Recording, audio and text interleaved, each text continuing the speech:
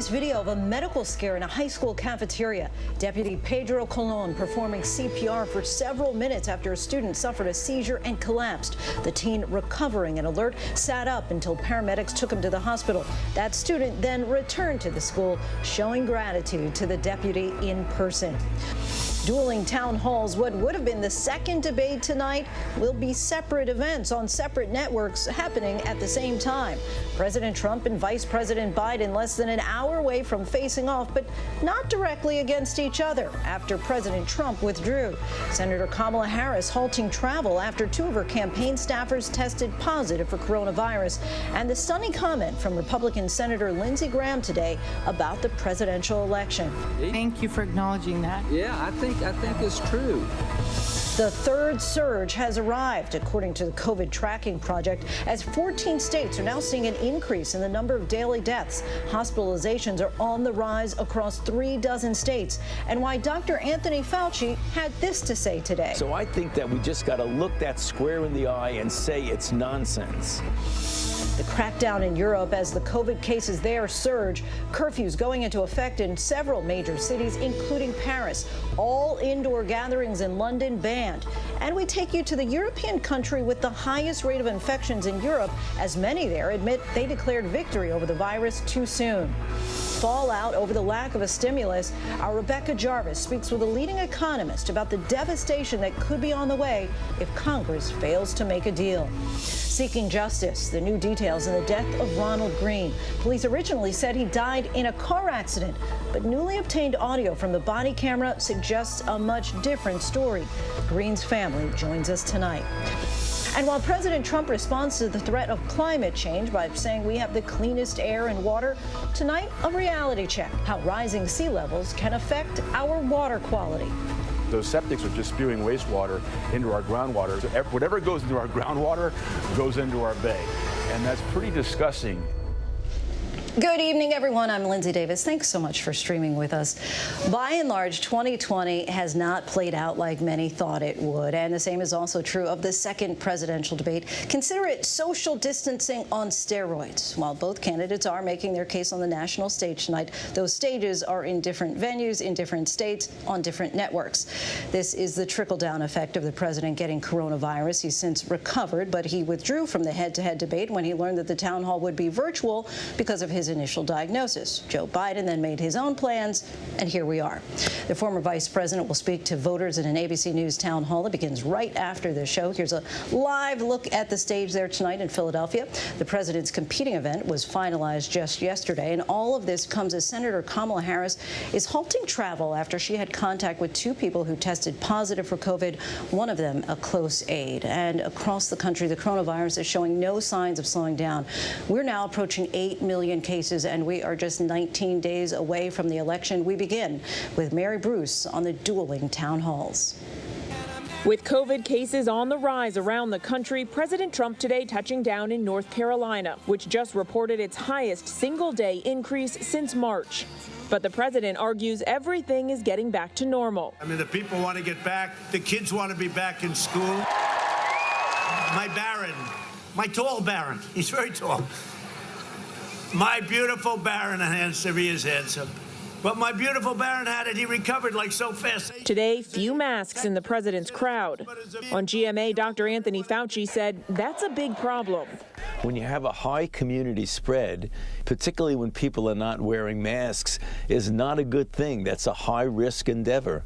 The president is increasingly attacking Fauci, the nation's top expert on infectious diseases. He said, this is not a threat. This is not a problem. Don't worry about this. Not that one's a problem. It's the craziest thing. But he's a nice guy, so I keep him around, right? We'll keep him around. Joe Biden is eager to highlight his campaign's different approach to the pandemic. Today, aides announcing his running mate Kamala Harris is off the campaign trail through this weekend after two people on her team tested positive. Harris had not been in close contact with either of them. Biden himself off the trail today, but Trump is ramping up his rallies, spending time in red states he won in 2016. Hello, Des Moines. Oh, it's been a good time we've had. Trump's been pleading with the key voting bloc, women, to support him. Suburban women, will you please like me? Remember? Please. I saved your damn neighborhood, okay? Today, he says he's given female voters what they want. You know what women want more than anything else? They want safety, security, and they want to be able to have their houses and leave me alone, right? The suburban woman. But 4 years later, he's still taking shots at his former rival, the first woman nominated by a major party. And they talked about the glass ceiling, right? The woman breaking the glass ceiling. And it didn't work out that way. The glass ceiling broke her, but there will be a woman that breaks the glass ceiling. It just won't be Hillary. President Trump still thinking about his 2016 opponent. Mary Bruce joins us now from Philadelphia. Of course, this was not the head-to-head town hall that many were anticipating tonight. But what are you hearing from the Biden campaign as far as what he's hoping to accomplish tonight? Well, Lindsay, in many ways, Joe Biden's goal for these next 19 days is simply to do no harm. He likes the fact that President Trump is soaking up a lot of the oxygen. They think that's good for the Biden campaign. But despite the fact that Joe Biden is up in national polls, his team isn't taking anything for granted. In fact, his campaign manager summing it up in a tweet, writing, "There is still a long way to go in this campaign, and we think this race is far closer than folks on Twitter think," adding, like, a lot closer. Lindsay. And we even heard some interesting comments from Senate Republicans today, seeming to acknowledge that the president could lose, including the president's close ally, Lindsey Graham. Yeah, Lindsay, this was a very rare admission from Lindsey Graham, one of the president's, arguably his closest ally on Capitol Hill. Lindsey Graham today saying, quote, "The Democrats have a good chance of winning the White House," even doubling down later and saying, "I think it's true." And today there were also some other really surprising, stunning comments from another Senate Republican, Senator Ben Sasse of Nebraska. He was caught on a call with supporters, basically just ripping into the president, saying that he has flirted with white supremacists, that he's treated the presidency like a business opportunity, also criticizing the president's handling of the coronavirus. It went on and on and on. Some rare, blunt comments from Republicans on the Hill today. Mary Bruce for us in Philadelphia. Thanks so much, Mary. And another reminder, the special edition of 2020 ABC News Town Hall with Biden begins right after this newscast. George Stephanopoulos with questions from voters tonight at 8 right here on ABC News Live. One of the big issues that we can expect to be discussed tonight is, of course, the pandemic, especially with this country now seeing a surge in cases across 38 states. A third person in the U.S. now confirmed to have been reinfected with the virus as we approach 60,000 cases daily nationwide. And tonight, news on your blood type and the virus. ABC's Marcus Moore reports in from Oklahoma City. Researchers say a man in Seattle tonight is the third known person in the U.S. to have been infected twice with coronavirus. The nursing home resident in his 60s spent 40 days in the hospital this spring before testing negative multiple times, only to get sick with COVID again 5 months later. Researchers saying reinfections like this are considered rare. It comes amidst a fall surge, doctors sounding the alarm. At Integris Health in Oklahoma City, they've run out of ICU beds. It's challenging. It's the same thing over and over again, dealing with very, very sick patients. It's tough for families, it's tough for staff, it's tough for doctors, it's tough for nurses. And people are tired. Cases now climbing in 38 states, hospitalizations rising in 36. And tonight, the CDC forecasting up to 240,000 deaths by November 7th.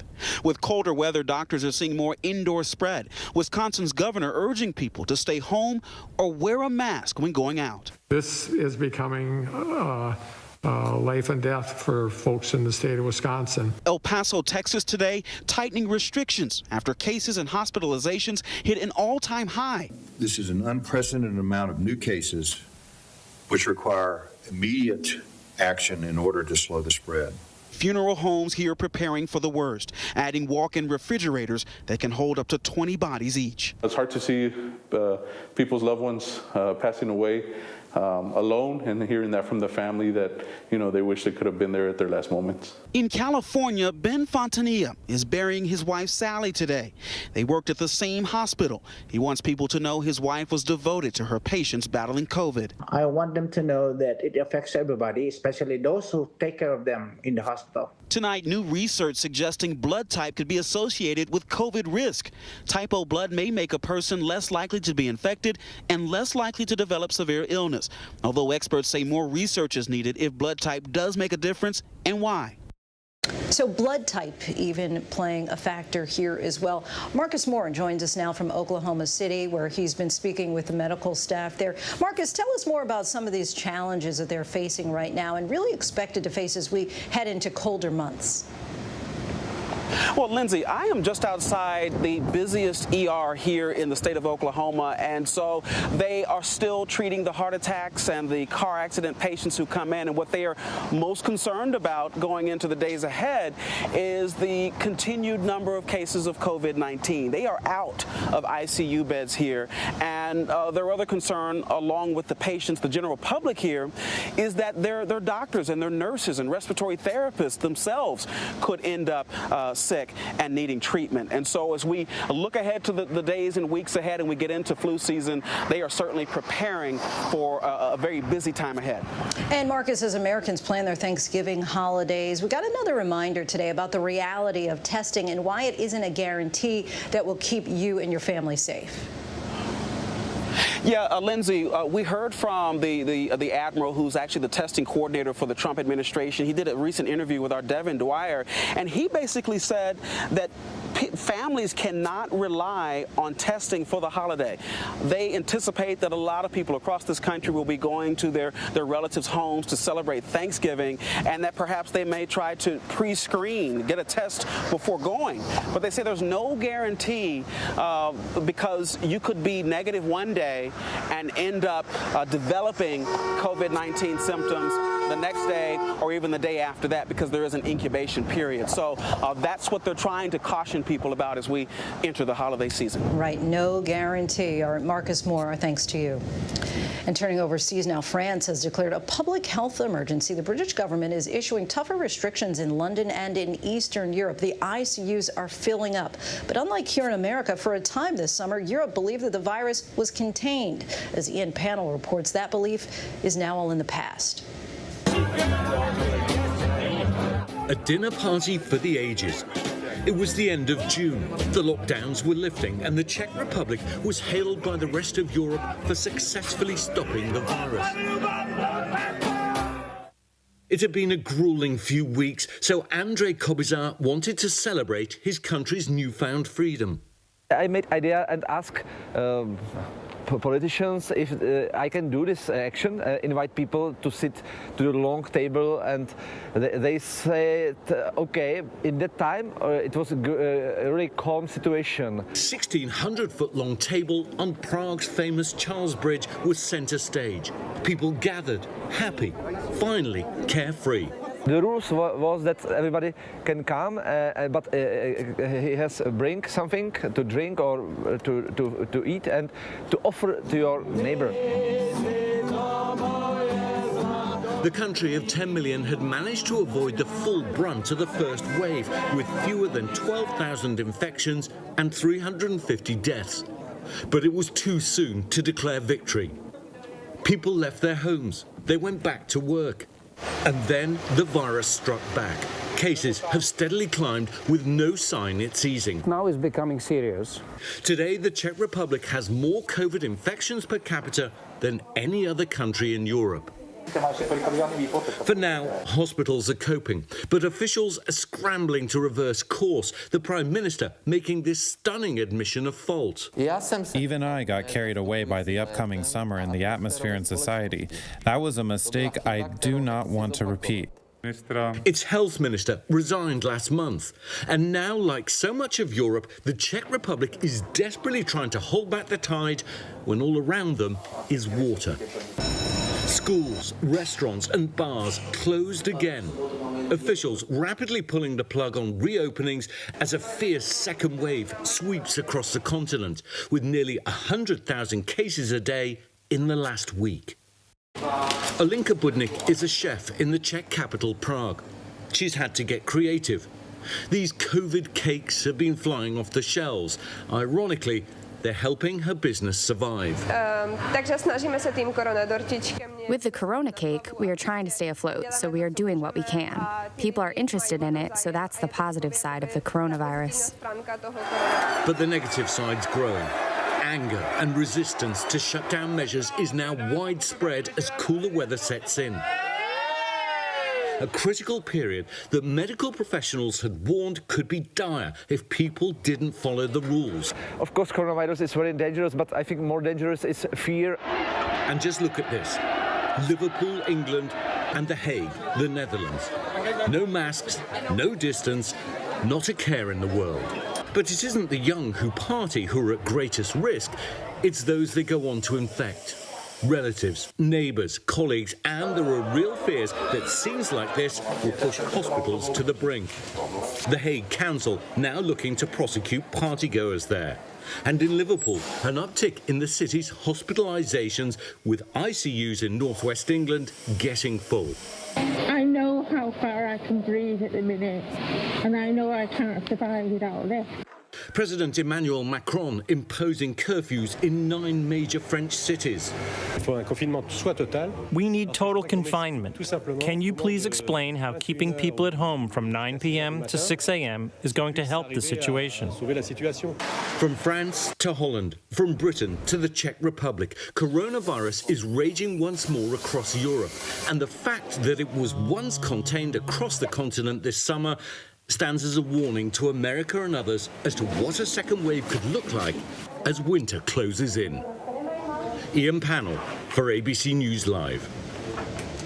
Our thanks to Ian for that. The pandemic is also continuing to take a toll on the American economy. Nearly 900,000 more Americans filed new unemployment claims last week, the 30th straight week of historically high claims. And overall, more than 25 million Americans are receiving jobless benefits. But Washington remains deadlocked over providing more much-needed economic stimulus, the roller coaster of negotiations going nowhere fast, with little sign of a deal before Election Day. Here's ABC's chief business and economics correspondent, Rebecca Jarvis. With Washington at a stalemate over plans for a new round of stimulus to fight the devastating consequences of the pandemic, I'd say at this point, getting something done before the election and executing on that would be difficult, just given where we are. Don't let the perfect be the enemy of the good, as they say It is here in nowhere Washington. near perfect. Madam Speaker. Always the case, but we're not even close to the good. the economic recovery facing increasing pressure. Rehiring slowing, layoffs rising, 898,000 more Americans filing new claims for unemployment last week. And now more than 8 million people have fallen into poverty since the start of the crisis. 11 million people who lost their jobs during the pandemic still don't have them back. How important is stimulus from Washington right now? It's critical. It's nothing short of critical. These households, 11 million people who, for no fault of their own, have lost their jobs, their livelihoods, and lay awake probably every night wondering how they're going to take care of themselves. They need additional bridge, if you will, to get them through the pandemic and ready to go back to work when jobs are available. In an exclusive interview with ABC News, Mary Daly, the president of the Federal Reserve Bank of San Francisco, calling on Congress to get a deal done now. What happens if Washington doesn't come through with stimulus soon? It's going to be a drawn-out recovery. I don't want to take another decade to recover like we did after the financial crisis. That was Daly joining a growing list of economists, including Fed Chair Jerome Powell, who say failure to act now puts the recovery at risk and deepens the despair. Ultimately, we live in an economic system that's quite integrated. And when one of us struggles, all of us tumble. And it's really something we have to take to heart. We are interconnected. So every day we wait is one day too long.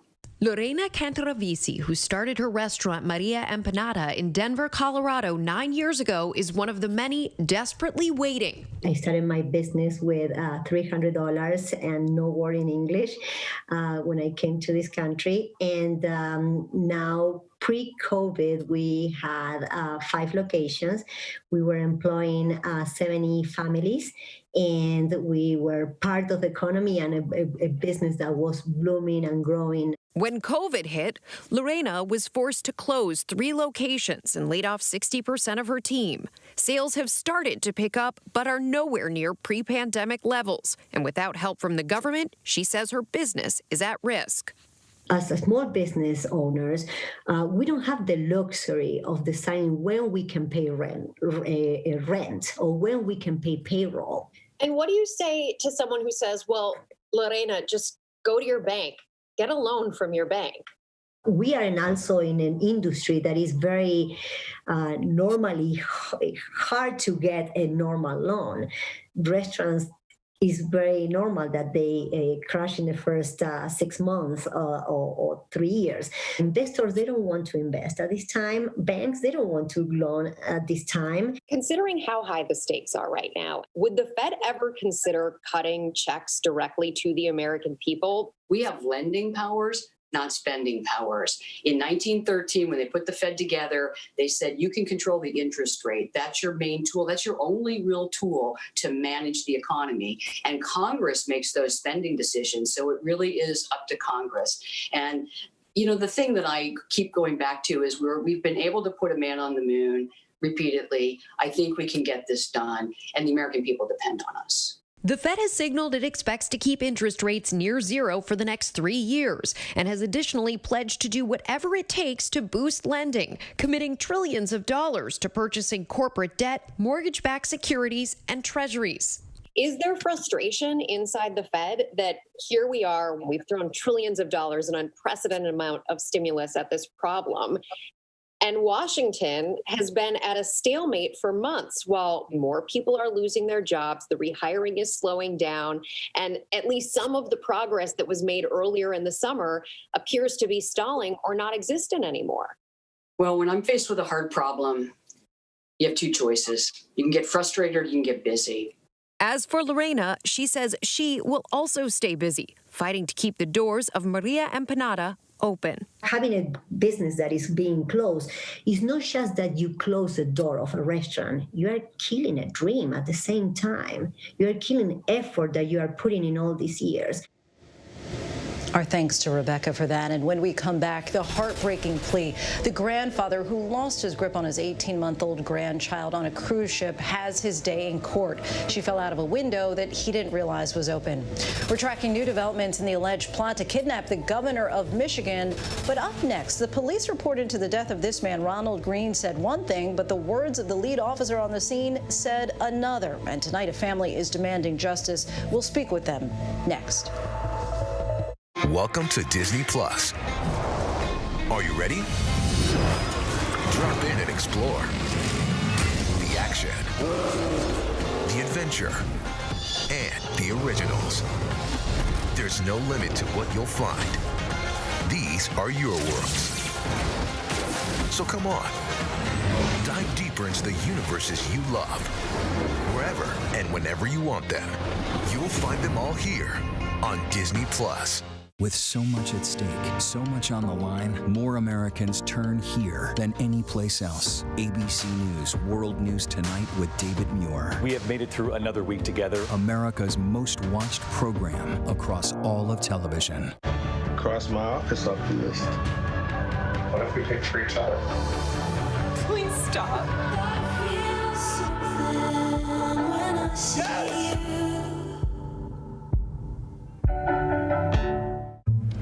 Hello? This is Montana Highway Patrol. You're looking for a couple of missing teenagers. That's right. Last seen in a red Focus. The steering wheel is getting stiff. Lock the door. We're fine.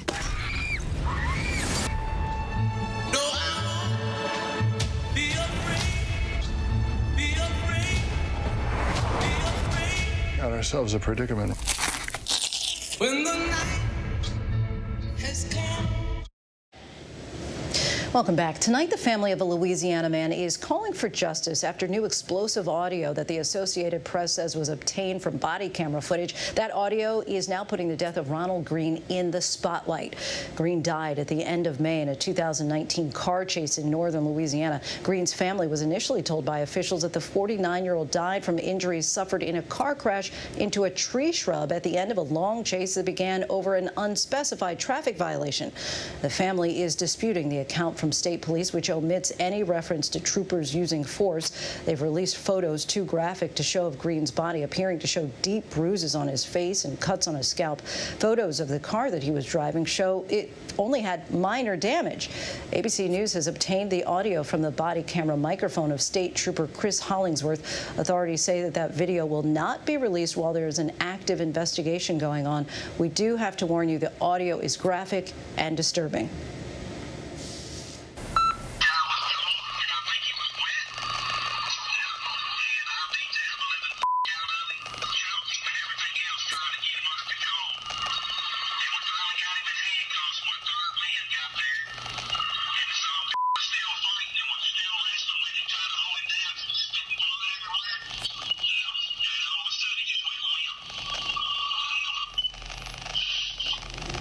The trooper that you just heard there, Chris Hollingsworth, he died in late September after a single car accident on the very same day he was informed that he was being fired for his role in this incident. These are images from his funeral. Hollingsworth was the only one of 6 troopers placed on administrative leave following an administrative investigation of the incident, not opened until this August. Now the subject of a federal civil rights investigation, and tonight there are growing calls for authorities to release the full body camera video. Joining us now is Ronald Green's mother, Mona Hardin, his sister, Danelle Hardin, and the family's attorney, Lee Merritt. They have all filed a wrongful death lawsuit. Thank you all for your time. And Ms. Hardin, to say that we are sorry for your loss, of course, falls so short and comes very late. As you know, this case has gotten very little national attention until now. Now, you all recently met with the governor of Louisiana. You've both seen body camera video of the incident. We just heard that disturbing audio. Ms. Hardin, walk us through what you saw. And did you receive assurances that this video will be made public and soon? What I did see, I can tell you, is totally what was told to us. That he was in an accident, he died in a car crash because of this accident. This video tells a whole different tape. His death certificate and this video is 2 different stories. It's horrific. I can't close my eyes and not see my son and what they did to him. I find it hard to sleep. It's been almost 1.5 years. It was hard before. It's even harder now.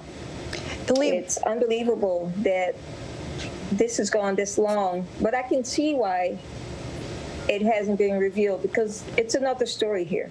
It's horrendous what happened to my son, and the fact that this has been kept under wraps, and the fact that they were going to keep it under wraps because they thought that we would not do anything with this. They just thought that this was going to be another death, another murder that they got away with, and that's how I see it. But what happened to your son? For families who are just hearing about this story for the first time, you obviously know this information really well, but based on what you saw in the video, can you relay to us all what did happen to him? I will say that relaying what happened in that video for this family will probably be very difficult. I can say that as the vehicles came to a stop, Ronald Green immediately surrendered with his hands up, and he told law enforcement that he was sorry. He actually kept repeating that he was sorry and that he was scared. Without much time, the law enforcement officers approached the vehicle shouting obscenities. They immediately tased Ronald and drug him from the car. That was a matter of seconds by the time that they approached the vehicle. Once they had him on the ground, Officer Chris Hollingsworth put him in a chokehold while the other officers, at least one other officer, and I'm not sure which officer, tased him at that point a second time and a third time as he was Christopher Hollingsworth continued to shout, "Put your arms behind your back," but he made it impossible because of the chokehold that he was placing him in while repeatedly tasing him. While that was going on, the men continued to shout obscenities and insults until for about 4 minutes, sustained minutes of beating and choking. before they put him in handcuffs. Once they placed him in handcuffs, the beating continued. Yes. And the choking continued until they stopped for a brief moment to wash their hands of his blood.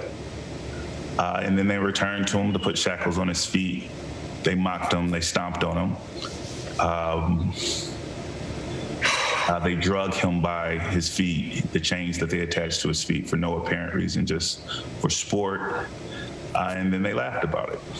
You're saying that they literally washed their hands of his blood. I want to fast forward for a second, Lee, and just get a sense of, were you surprised when you heard the graphic audio recording from that officer? And what do you think needs to happen next?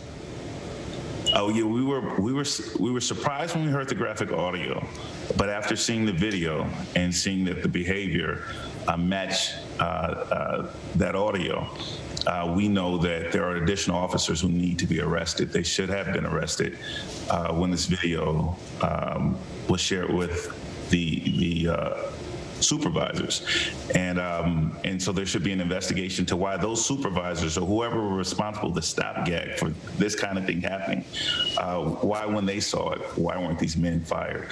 The family is extremely disappointed that after seeing this video that they won't have the opportunity to see Christopher Hollingsworth prosecuted, but we certainly want to see the other two officers prosecuted. Yes, yes, we do. Yes, we do. Danelle, a question for you. When you first heard that your brother had passed away, at what point did you realize that there might be more to his death than authorities were telling you?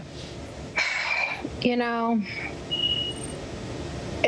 I just feel like, based on the information that they gave us, it wasn't until we received a notification saying that on Facebook, the neighbor posted that he died, you know, right in my neighbor's driveway.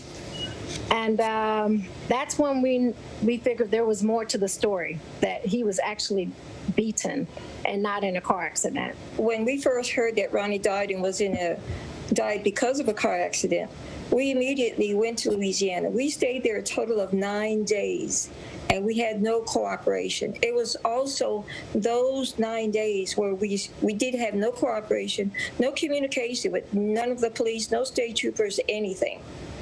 And it was a back and forth. They just ran us in circles. We couldn't talk to no one, and no one called us. Lee, have you received any explanation as far as why this investigation is taking so long? Well, the DA who was initially responsible from Union Parish said that he immediately acknowledged that these were civil rights violations and should be referred over to the Department of Justice and to the FBI. He says since he referred it back in 2019, the case has just laid in wait. Ms. Hardin, of course, this year has been extremely difficult for so many, the so-called racial reckoning in our country, spurring protests and some amount of reform. You've been calling for justice for your son for more than a year now. Of course, there have been similar calls for justice for Breonna Taylor, George Floyd, Jacob Blake, and the list goes on. Many of those calls, as you know, have gone unanswered. Do you have any advice for other grieving families? What's getting you through this time, and what do you hope for now? What I can say is how it's so bittersweet, but it's the networking and communicating with so many families.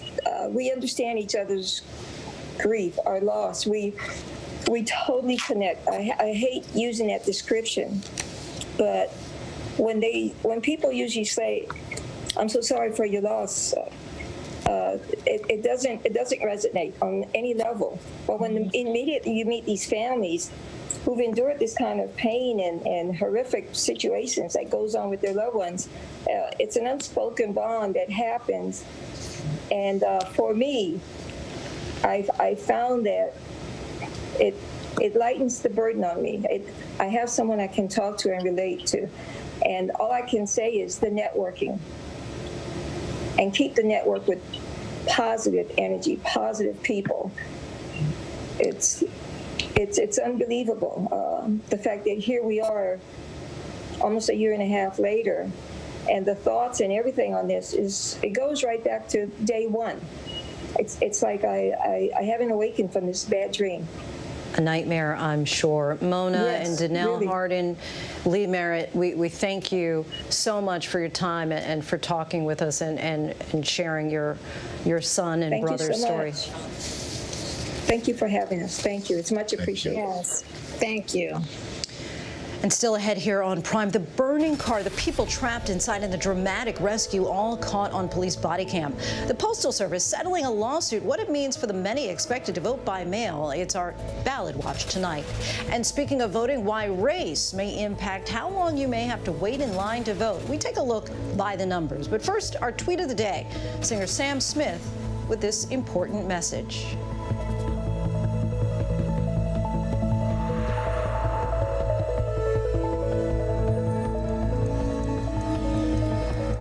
Yes, mornings may look different these days, but where you start your day, where you spend your mornings, where you get connected to everything that's happening. And face it, there's a whole lot happening in our world these days. where you get all the breaking new information of the day to help you navigate through these times. That's why we're here. Good morning, sunshine. And making sure you start your day off with a smile and some sunshine. Good morning, America. Good morning, America. Good morning, America. Oh, how I love saying that. Wake me up. Hello? This is Montana Highway Patrol. You're looking for a couple of missing teenagers. That's right. Last seen in a red Focus. The steering wheel is getting stiff. Lock the door. We're fine.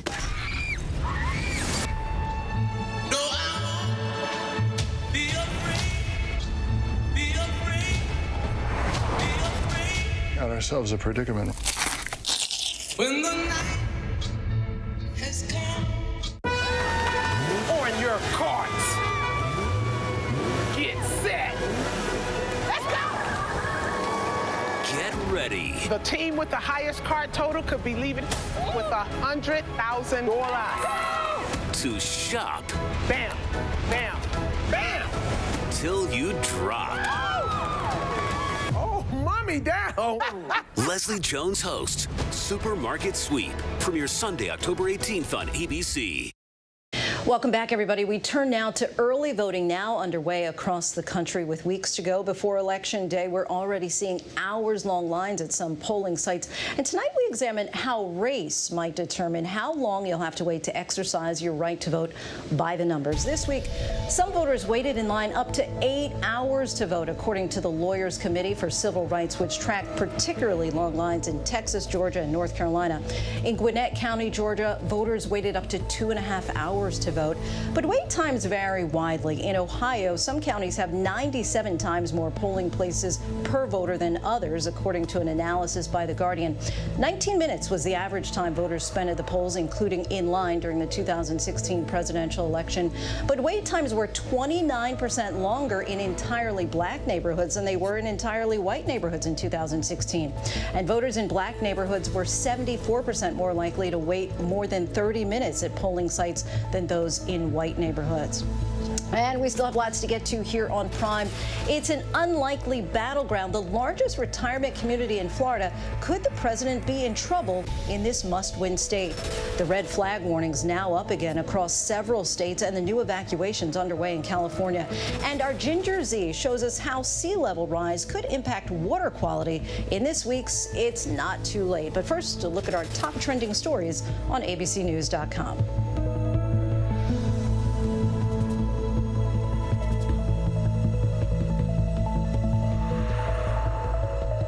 Welcome to Disney Plus.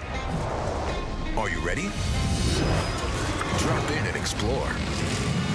The action, the adventure, and the originals. There's no limit to what you'll find. These are your worlds. So come on, dive deeper into the universes you love. Wherever and whenever you want them, you'll find them all here on Disney Plus. COVID-19 was a wake-up call. There are so many more pandemics that could be just around the corner. Viruses literally travel through human populations. What we've got to do is go to those places where the virus begins its journey. Masks on? Yep. Masks on. Oh, wow. Oh, my God. This is the exact way in which a new virus could start. Virus Hunters. Special event, Sunday, November 1st at 9 on National Geographic. With so much at stake, so much on the line, more Americans turn here than any place else. ABC News World News Tonight with David Muir. We have made it through another week together. America's most watched program across all of television. It's being called the most consequential election of a lifetime, the most important vote. And with so much on the line, it demands the most straightforward, news-making, real answers, the most informed voices from all sides. The countdown is on to the vote. What will our future look like? ABC's This Week with George. It all plays out right here every Sunday. The most consequential week yet of this hyper-political year. Right as you get closer to casting your vote every Sunday on ABC. Admit it. These days, what you need to know seems to change, well, like every day. So what can help you feel smarter, better, happier? Welcome to GMA 3, What You Need to Know, the third hour of Good Morning America. Lunchtime on ABC.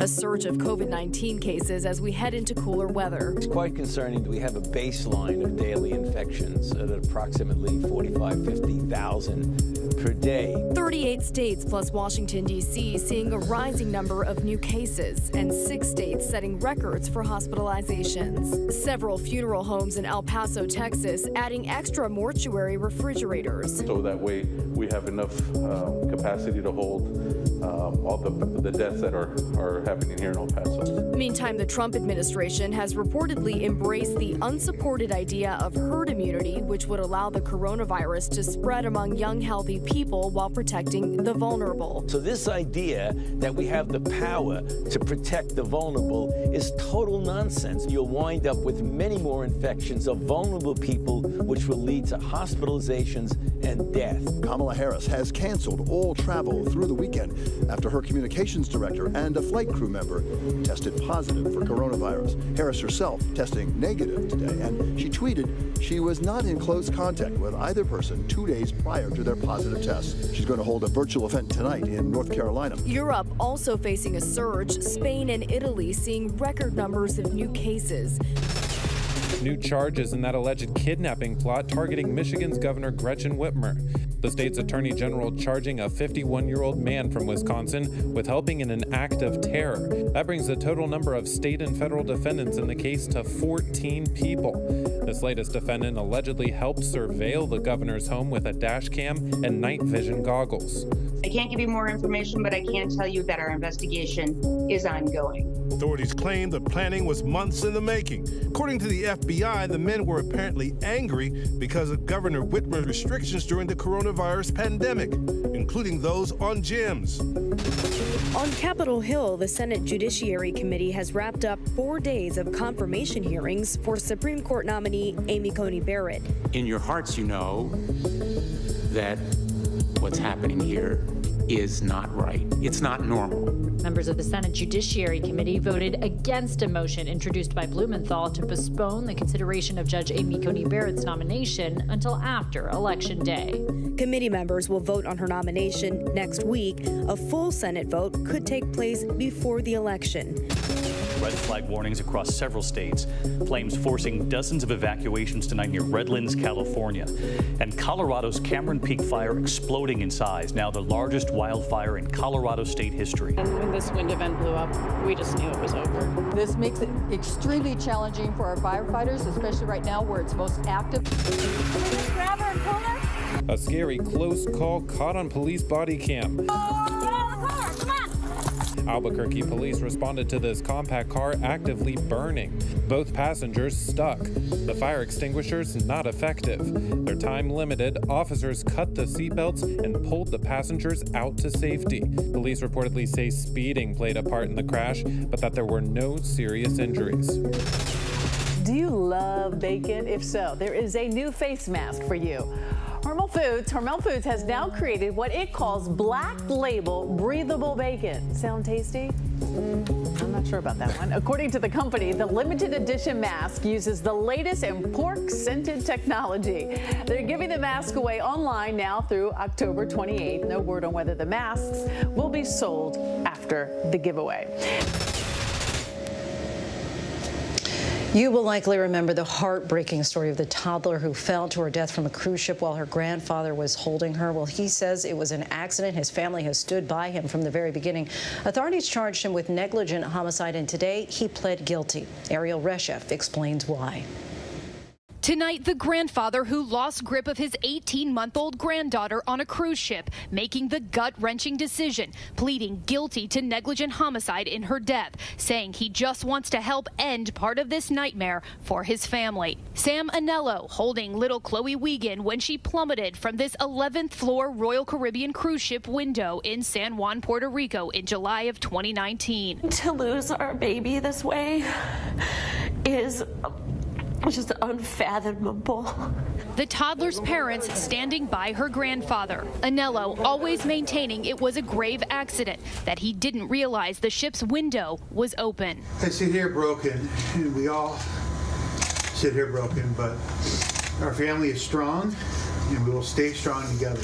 But unreleased surveillance video seen by ABC News appears to show Anello look over the railing through the open window. Anello then picks up Chloe, and they appear to lean over together before she disappears from frame. Tonight, the family's attorney telling ABC News because the plea agreement includes no jail time and no admission of facts, it was decided the plea deal is in the best interests of the family so that they can close this horrible chapter and turn their focus to mourning Chloe. And Lindsay, Chloe's family is suing Royal Caribbean for negligence, but while the cruise line disputes that lawsuit, tonight they say their thoughts are with the family during this difficult time. Lindsay? Our thanks to Ariel. And now to tonight's Ballot Watch. And news that the U.S. Postal Service has agreed to reverse changes that had slowed down mail service nationwide. The Postal Service settling a lawsuit filed by Montana's governor that argued that changes implemented by the Postal Service over the summer had harmed access to mail services, leading to delayed deliveries of crucial mail and hurting the ability of people to vote by mail during the pandemic when a record number of Americans are expected to cast their ballots by mail. You might remember embattled Postmaster General Louis DeJoy being grilled on Capitol Hill over the changes, which included removing collection boxes and mail sorting machines, closing and consolidating some processing facilities, as well as restricting extra trips and overtime for postal workers. Well, the changes had been temporarily blocked by a federal judge in September, and with this new settlement, many of those Postal Service changes will be reversed. But while no more sorting machines will be removed, don't expect them all back in action. The Postal Service has said that some have been dismantled and stripped for parts. As for your election ballot, under the agreement, the Postal Service will be required to prioritize election mail in the coming weeks. Some welcome news, certainly, but remember to still drop that ballot in the mail early to make sure it's delivered on time, or consider delivering it to the proper location in person. And now to an unlikely battleground in the 2020 election, the Villages in Florida, the largest retirement community in the country. It's normally a reliable Republican bastion, but President Trump has lost ground with seniors who he easily won over in 2016, and that could have major consequences in the must-win state of Florida. ABC's Victor Oquendo is there and files this report. Tonight, in a key part of Florida, the signs say it all. President Trump is back in the battleground state he's visited more than any other, and a must-win. The voters who could decide it live here, inside Central Florida's sprawling retirement community, the Villages. This year, Republicans are fired up. Democrats are too. Residents here are well aware that senior citizens make up 82% of COVID-19 deaths in the state. David Grimes, a one-time Republican prosecutor, is voting for Biden. He says he has little trust in the White House.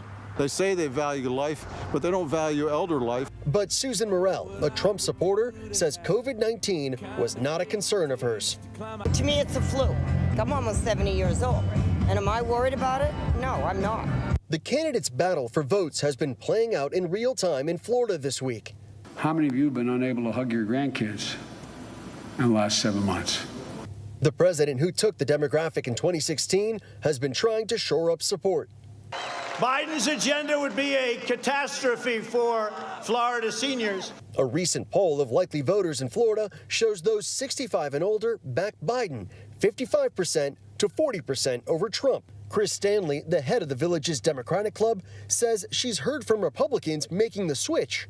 I have it at anywhere between 5.5 and 6.2% that we've peeled off support from the villages.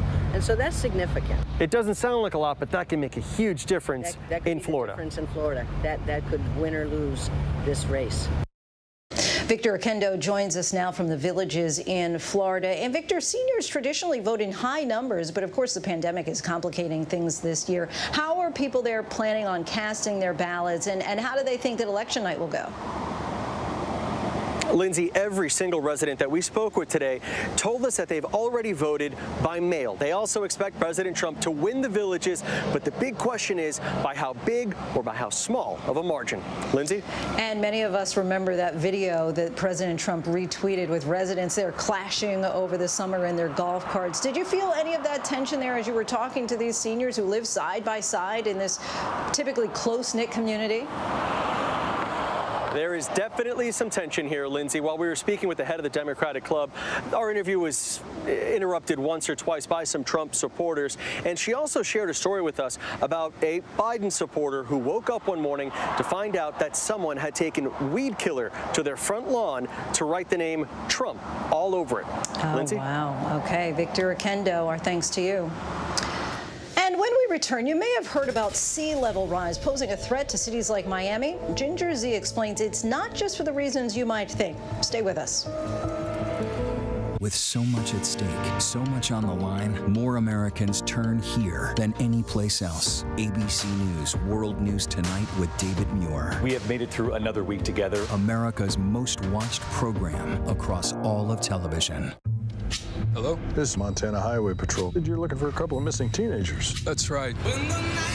Last seen in a red Focus. The steering wheel is getting stiff. Lock the door. We're fine.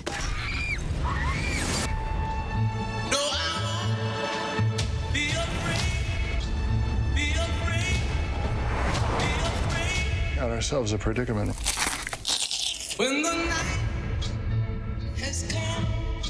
Yes, mornings may look different these days, but where you start your day, where you spend your mornings, where you get connected to everything that's happening. And face it, there's a whole lot happening in our world these days. Where you get all the breaking new information of the day to help you navigate through these times. That's why we're here. Good morning, sunshine. And making sure you start your day off with a smile and some sunshine. Good morning, America. Good morning, America. Good morning, America. Oh, how I love saying that. Wake me up.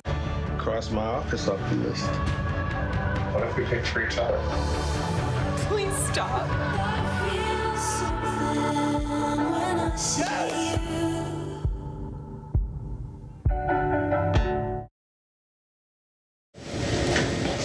Finally tonight, a look at the impact rising seas are having in South Florida. And it's not just flooding. A beautiful bay, an entire ecosystem is at risk. So in this week's It's Not Too Late, our Ginger Zee takes a look at the imminent threat to Miami's fragile water infrastructure.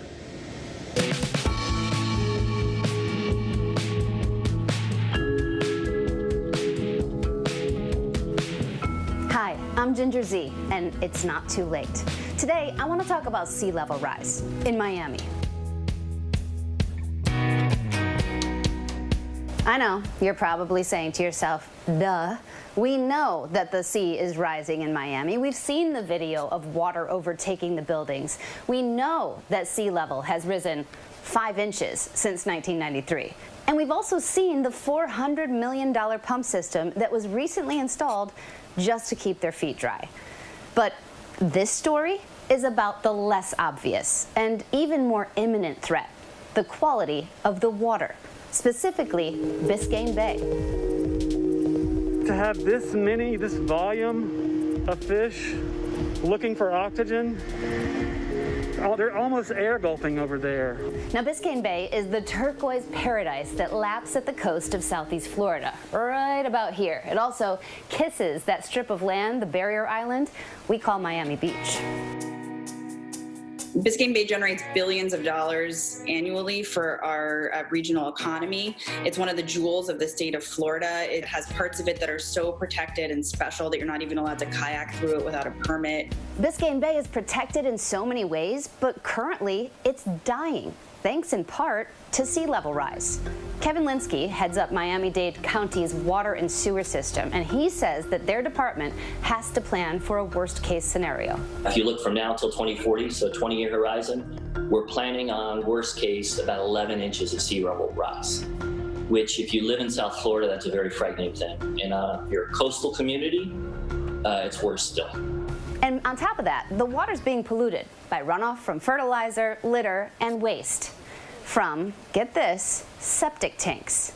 Yes, septic tanks. It's something that most of us think are reserved for farms and rural homes, but they still have them in the city of Miami. We have over 100,000 septic tanks in Miami-Dade County, still to this day. And we need to transition those septic tanks and connect them to our sewer system, which is also aging ASAP, because those septics are just spewing wastewater into our groundwater. Whatever goes into our groundwater goes into our bay. And that's pretty disgusting. In a typical septic setup, the waste from your house enters the tank. Then the solid part of the waste settles to the bottom. The water that is above that goes to the drain field to be clarified. Now, when sea level rises, the drain field mixes with the groundwater, and the septic can fail. Yeah, that means your waste from your toilet could go directly into the groundwater, and, in this case, into Biscayne Bay. There are also big problems coming from the inland parts of Florida. If you went into all the area where humans live today in South Florida, you would have been in muck. Today they call it the Everglades, a beautiful place. We all love it. We all protect it. Back then it was a swamp, and they sought to drain the swamp. It was a project of mammoth proportions. So they came in and started building canal systems, and they drained all the water out of the Everglades in a giant zone where humans could live and build agriculture. And now, those canals pick up trash, nitrogen, and phosphorus from fertilizer and toxins that we're putting on our agriculture and on our lawns. And then they dump it all right into the bay. All those chemicals were also met with historic heat this summer, drowning out the oxygen in the bay. And without oxygen, this happens. Thousands of fish died. Now, what happened with the fish kill, that was an unprecedented, once-in-a-lifetime phenomenon that, regrettably, because of climate change and our rising water temperatures, is likely to happen again. So what you had the day of the fish kill was water temperatures that were 6 degrees higher than normal. You had no circulation in the bay. You had no wind, and you had the incredible amount of nutrients that were seeping into the bay due to marine debris and due to sewage spills and septic leaks. And that created this lack of oxygen in different various pockets of the northern basin of the bay. Summer is always hot in Florida, but this past summer was next level. 7 of the top 10 warmest weeks in Miami's history happened in 2020.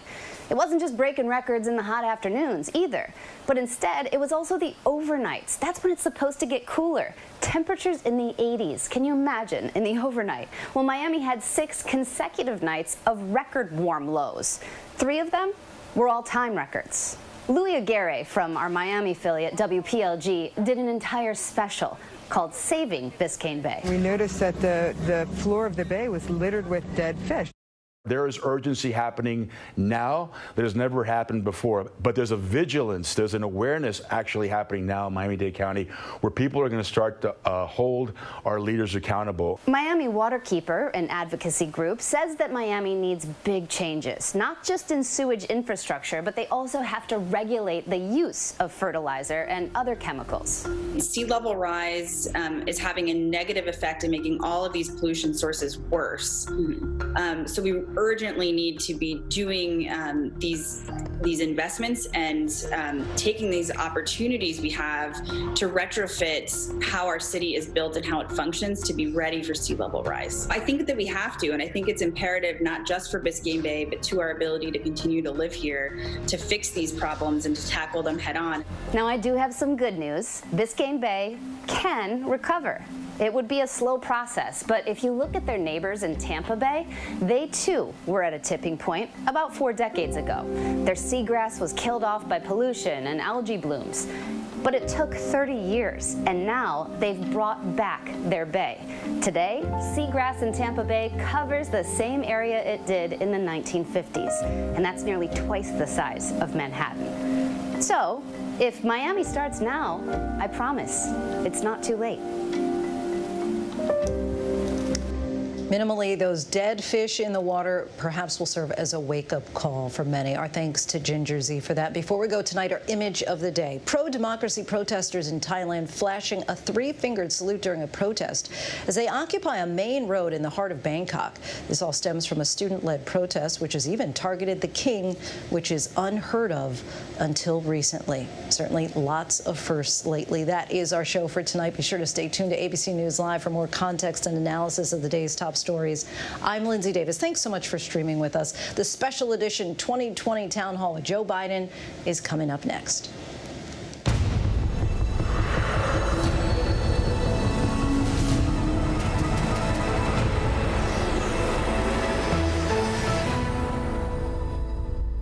With so much at stake, so much on the line, more Americans turn here than any place else. ABC News World News Tonight with David Muir. We have made it through another week together. America's most watched program across all of television. It's being called the most consequential election of a lifetime, the most important vote. And with so much on the line, it demands the most straightforward, newsmaking, real answers, the most informed voices from all sides. The countdown is on to the vote. What will our future look like? ABC's This Week with George. It all plays out right here every Sunday. The most consequential week yet of this hyper-political year. Right as you get closer to casting your vote every Sunday on ABC. Good evening from the National Constitution Center in Philadelphia. Our town hall with Joe Biden starts right now. This is an ABC News 2020 event special. Let's stand up and vote and take back this country now. With an ongoing pandemic, a Supreme Court vacancy, economic uncertainty, and racial injustice dominating this election, final voting is just 19 days away. Tonight, voters in a key battleground state put their questions directly to former Vice President Joe Biden. Can he seize the moment and secure their vote? Live from the National Constitution Center in Philadelphia, this special edition of 2020, The Vice President and the People. Now reporting, Chief Anchor George Stephanopoulos. And welcome to our town hall with Joe Biden. Mr. Vice President, welcome to you. Good to be with you. We're here with a group of Pennsylvania voters. You can see they're all appropriately socially distanced tonight. And they're a group of, some are voting for you. Some have said they're voting for President Trump. Some are still undecided. And we're going to try to take questions from as many of them as we can tonight. And we're going to start with Nicholas Fedden. He's from Jenkintown, Pennsylvania. That's close to here in Philadelphia. Well. You're a Democrat. I am a Democrat. Thank you, George. Mr. Vice President, every day my wife and I are in disbelief at the lack of coordinated federal action on COVID-19. We know that your administration would follow the science. My question for you is two parts. First, looking backwards to when this country first became aware of COVID-19, what would following the science have meant in terms of actual policy? And then, looking forward, what would your administration do in terms of following the science with real concrete policies that haven't been done by the current administration? Well, first of all, going back, the fact is that the president was informed how dangerous this virus was. And all the way back in the beginning of February, I argued that we should be keeping people in China. And we had set up in our administration a pandemic office within the White House. There were 44 people on the ground. I suggested we should be seeking, and I didn't hold public office. I was a former vice president. I suggested we, in fact, ask to have access to the source of the problem. And to the best of our knowledge, Trump never pushed that. All those 44 people came home, never got replaced. In addition to that, I pointed out that I thought in February, I did a piece for USA Today saying this is a serious problem. Trump denied it. He said it wasn't. We later learned that he knew full well how serious it was when he did an interview with Bob Woodward. And at the time, he said he didn't tell anybody because he was afraid Americans would panic. Americans don't panic. He panicked. He didn't say a word to anybody. Then I wrote a piece in March about what I thought we should be doing to take hold of this, using there's an act that's passed a long time ago that allows the president to go into a business and say, stop making this and start making that. And it took a long time for him to even institute that, to get ventilators and so on. And so the point was, he missed enormous opportunities and kept saying things that weren't true. It's going to go away by Easter. Don't worry about it. It's going to all, when the summer comes, it's all going to go away like a miracle. He's still saying those things. Before you go to the future, can I follow up on looking backward just a little bit? You did have an op-ed in January where you warned to the seriousness of the pandemic, but there's no record of you calling for social distancing, limited social gatherings, mandatory masks. Not back then. In January, February. No, in January, February. No, that's correct. There wasn't. That came at the end of March, and then I laid out a detailed plan relative to school openings in June and July. And I talked about, by that time, the science was becoming clearer and clearer of how this was spreading so rapidly.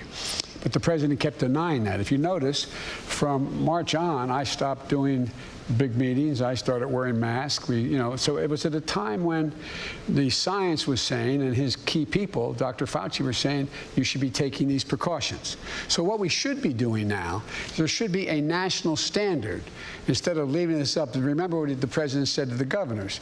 Well, they're on their own. It's not my responsibility. The governors can do what they need to do, not my responsibility. It is a presidential responsibility to lead. And he didn't do that. He didn't talk about what needed to be done because he kept worrying, in my view, about the stock market. He worried if he talked about how bad this could be unless we took these precautionary actions, then in fact the market would go down. And his barometer of success in the economy is the market. Thirdly, what we didn't do is the president had an opportunity to open and allow schools and businesses to stay open if they got the kind of help they needed. So the Congress passed a couple $2 trillion worth of help, and what happened was most of that money, significant portion of that money, went to the very wealthiest corporations in the country, didn't get to the mom and pop stores. So you had 1 in 5, 1 in 6 minority businesses closing, many of them permanently, people being laid off. And then what happened was when the first tranche of the first round of money for unemployment, enhanced unemployment, went by, he didn't do anything. He didn't do anything. And to the best of my knowledge, and I mean this sincerely, I can't think, I've been around for a lot of presidents, and you know a lot of presidents in a crisis. I don't ever remember one never calling the House and Senate, Republicans, Democrats together. Let's look forward a little bit. You said that you would lock down the economy only if the scientists said it was necessary. Well, by the way, that wasn't the context here. They said, would I lock down the economy if science said so? I said I'd follow science. But I don't think there's a need to lock down. But I want to press you on that point. Sure. You've been in the Oval Office for 8 years with President Obama. He would always say that only the hard to solve problems get to his desk. What is most likely to happen is the scientists will disagree. The scientists will disagree with the economists. So the question is, how are you going to decide this? Who are you going to listen to? And how can you contain the pandemic without crushing the economy? Well, you can contain the pandemic by being rational and not crush the economy. For example, I laid out a plan how you can open businesses. You can open businesses and schools if, in fact, you provide them the guidance that they need as well as the money to be able to do it. What's happening now is we know, for example, if you can open a business and you could have a sign on the door saying safe to come in, that's why people aren't going anyway even when they're open, and say because you have social distancing, you have plastic barriers, when you go to the cashier, you have separators between the booths, you don't have large crowds, you reduce the size, the number of people you can have in the restaurant, you make sure there's testing. That's a really critical piece that he didn't do, testing and tracing, and you make sure that people are equipped, going to schools. You know, we initially said, the government initially said they were going to provide masks for every student and every teacher. Then they said, no. FEMA said, the president or whomever said, no, that's not a national emergency. not a national emergency. We need more teachers in our schools to be able to open smaller pods.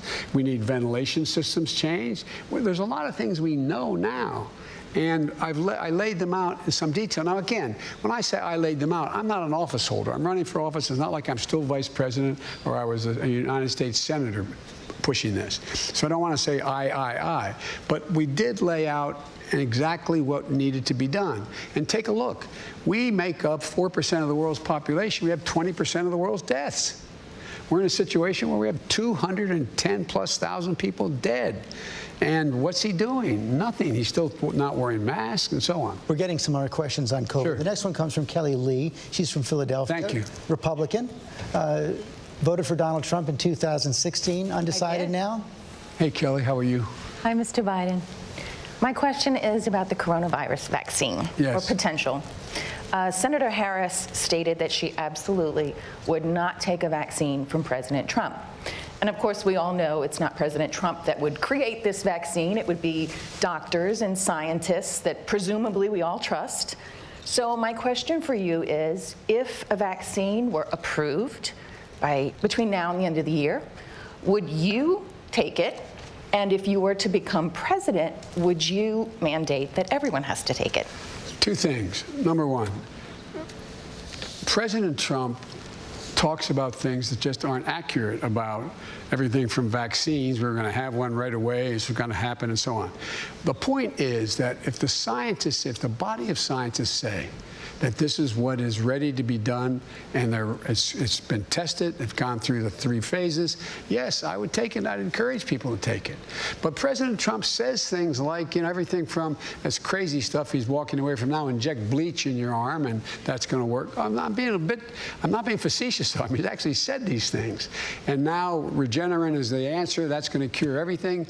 There's 500,000 doses. We got a couple, we have more than a few million people. And most of if you notice, most of the companies who are developing these vaccines are they're making real progress. I meet with 4 leading scientists at least twice a week in the beginning, 4 times a week, giving us the detail on what kind of progress is being made. And right now, they do the right thing. When they run into a serious problem, they halt the test. They don't continue until they figure out what the problem was. They're not there yet. And the most scientists say there's not likely to have a vaccine that would be available until the beginning of next year, into the spring of next year. And in the meantime, what I worry about is the same thing with Regeneron, which is a useful a useful tool. But what's happening is there is no plan to figure out how to distribute it. How many, we have 500,000, vials of it. Well, we don't have all the testing equipment. We don't have all the ability to get it to the people who need it. And what we should be doing now, and allegedly it's happening, but I've not seen it yet, nor the docs that I've talked to seen it, there should be a plan when we have the vaccine, how do we distribute it? And once we get it, if it's safe, if it's effective, will you mandate its use? The answer is depending on how clear. There's vaccines, they say, have a very positive impact, and they're going to affect positively 85% of the American public. Or there's others say this vaccine is really the key. This is the golden key. It depends on the state of the nature of the vaccine, when it comes out, and how it's being distributed. That would depend on. But I would think that we should be talking about, depending on the continuation of the spread of the virus, we should be thinking about making it mandatory. How could you enforce that? Well, you couldn't. That's the problem. Just like you can't enforce measles. You can't come to school unless you have a measles shot. You can't. But you can't say everyone has to do this. But you would, just like you can't mandate a mask. But you can say, you can go to every governor and get them all in a room, all 50 of them as president, and say, ask people to wear the mask. Everybody knows. And if they don't, fines? And they don't, no, not fine. Then I go to every governor, I go to every mayor, I go to every councilman, I go to every local official, say, mandate the mask. Say, this is what you have to do when you're out. Make sure you encourage it being done. Look, George, you and I know, and I think you do too as well, the words of a president matter. Absolutely. No matter whether they're good, bad, or indifferent, they matter. And when a president doesn't wear a mask or makes fun of folks like me when I was wearing a mask for a long time, then, you know, people say, well, it mustn't be that important. But when a president says, I think this is very important, for example, I walked in here with this mask, but I have one of the M95 masks underneath it. I left it in my dressing room, the room I was in before I got here. And so I think it matters what we say. And we're now learning that children are getting the virus, not with as serious consequences, but there's been no studies done yet on vaccines for children.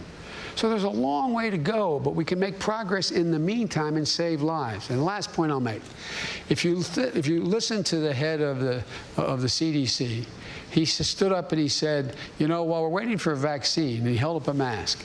You wear this mask, you'll save more lives between now and the end of the year than if we had a vaccine. It's estimated by every major study done, from the University of Washington to Columbia, that if in fact we wore masks, we could save between now and the end of the year 100,000 lives. And avoid lockdowns?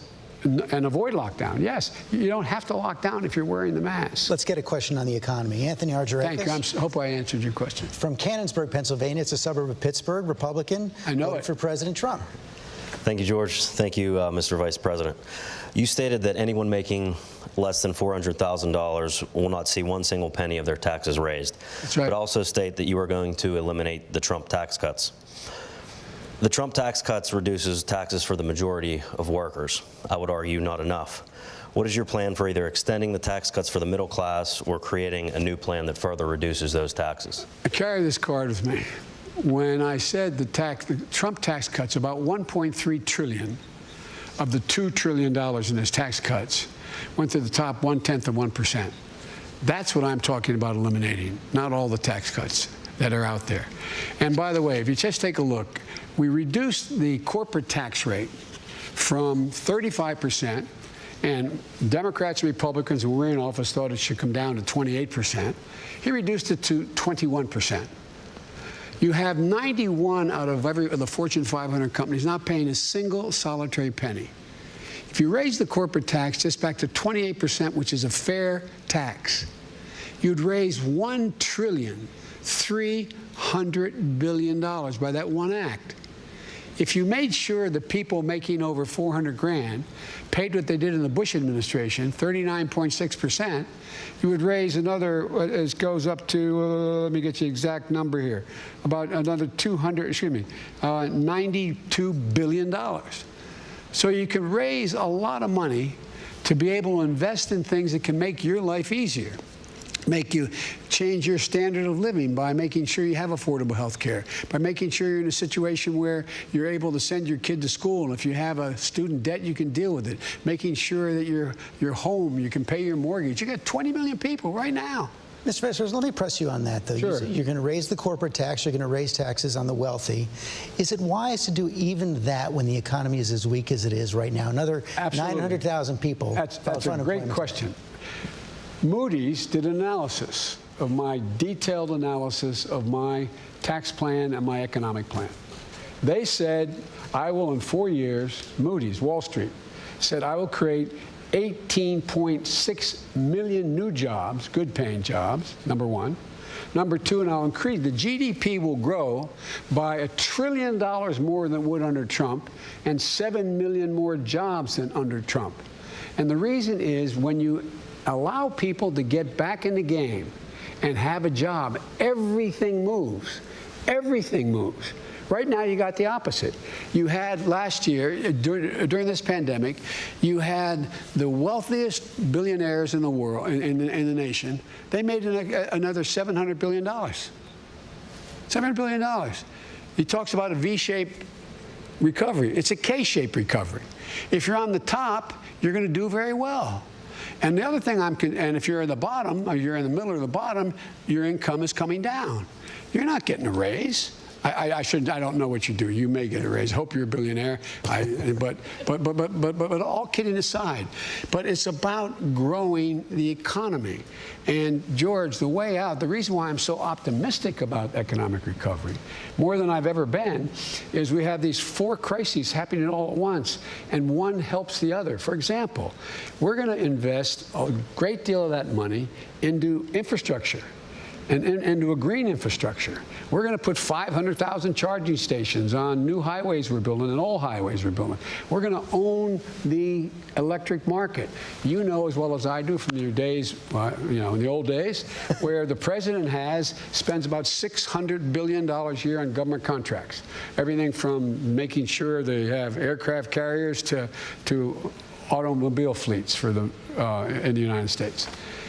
If you and it's not violation of any international trade agreement, made in America. If you actually insist that, whatever that product is, made in America, including the material that goes into the product, it's estimated we're going to create somewhere between another 4 and 6 million jobs just by doing that.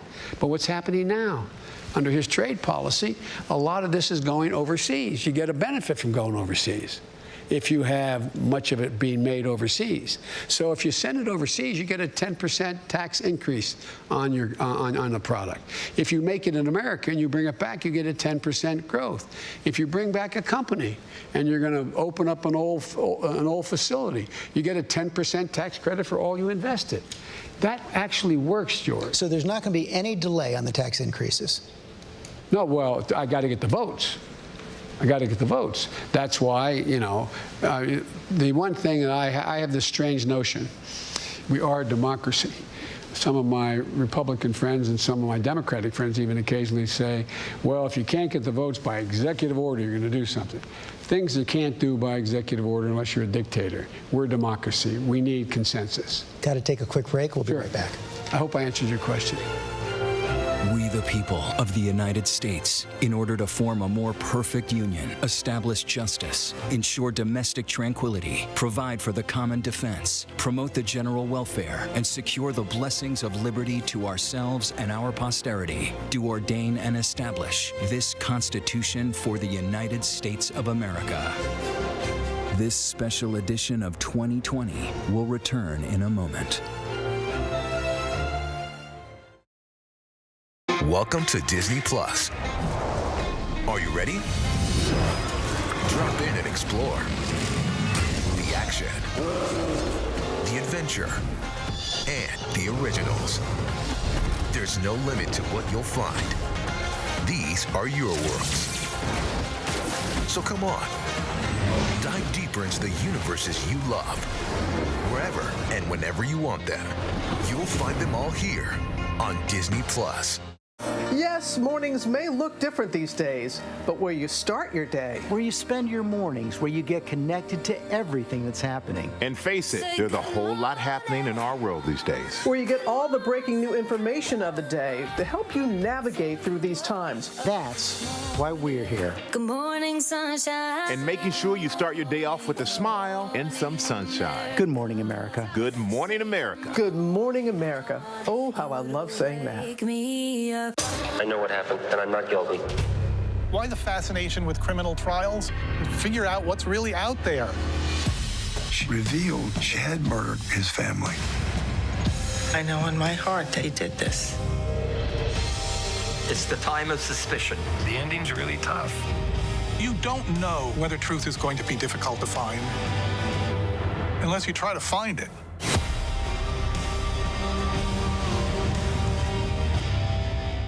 It's being called the most consequential election of a lifetime, the most important vote, and with so much on the line, it demands the most straightforward, newsmaking, real answers, the most informed voices from all sides. The countdown is on to the vote. What will our future look like? ABC's This Week with George. It all plays out right here every Sunday. The most consequential week yet of this hyper-political year. Right as you get closer to casting your vote every Sunday on ABC. Who was John Lennon? Magical, brilliant, daring, rebel, a working class kid from Liverpool. John was my favorite Beatle. If he hadn't dreamed so beautifully, it wouldn't hurt so much. Now, Friday night, new interviews with those who were right there with John Lennon and his last interview, all on that day. While there's life, there's hope. The 2020 event. Yoko said, "What I tell you now is top secret. You can't ever tell anyone." John Lennon, his life, his legacy, his last days. Friday night on ABC. What's the most innovative daily news podcast out there to listen to every day? Well, the Edward R. Murrow Awards say it's Start Here, the daily news podcast from ABC News. Even the New York Times calls us a top news podcast worth listening to. So if you like getting behind the biggest news stories of the day, inside all the details, the backstory, and what will happen next, then listen to Start Here, the daily news podcast from ABC News. It's like no other news podcast out there. Even the critics agree. Listen free on Apple Podcasts. Now could be a good time to have another baby. Are you crazy? I'm in love with you. Now that I said it out loud, it does sound weird. Please stop. You were so fine, I had to remind myself to breathe. Let's do this. How's your quarantine going?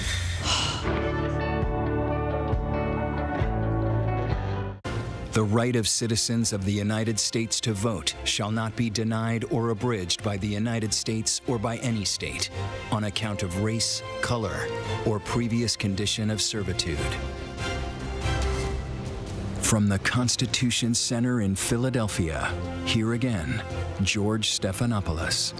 And welcome back to our town hall with Joe Biden. We're going to get a question now from Cedric Humphrey. He's a student from Harrisburg, Pennsylvania, progressive Democrat.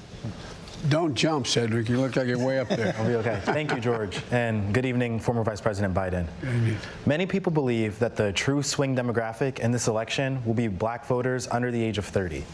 Not because they'll be voting for Trump, but because they won't vote at all. I myself have had this exact same conflict.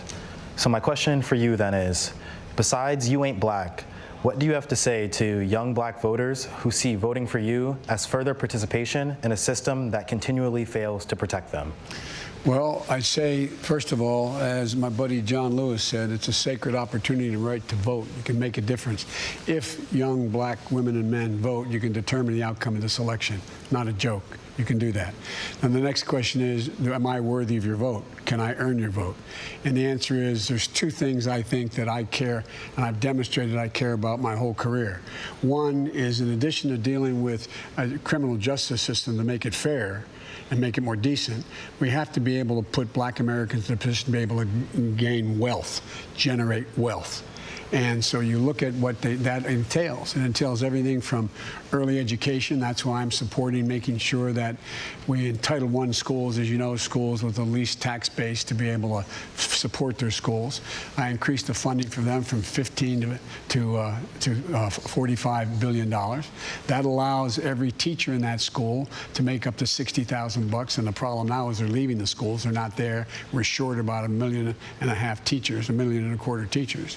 Number two, every 3-, 4-, and 5-year-old will go to school, not daycare, school.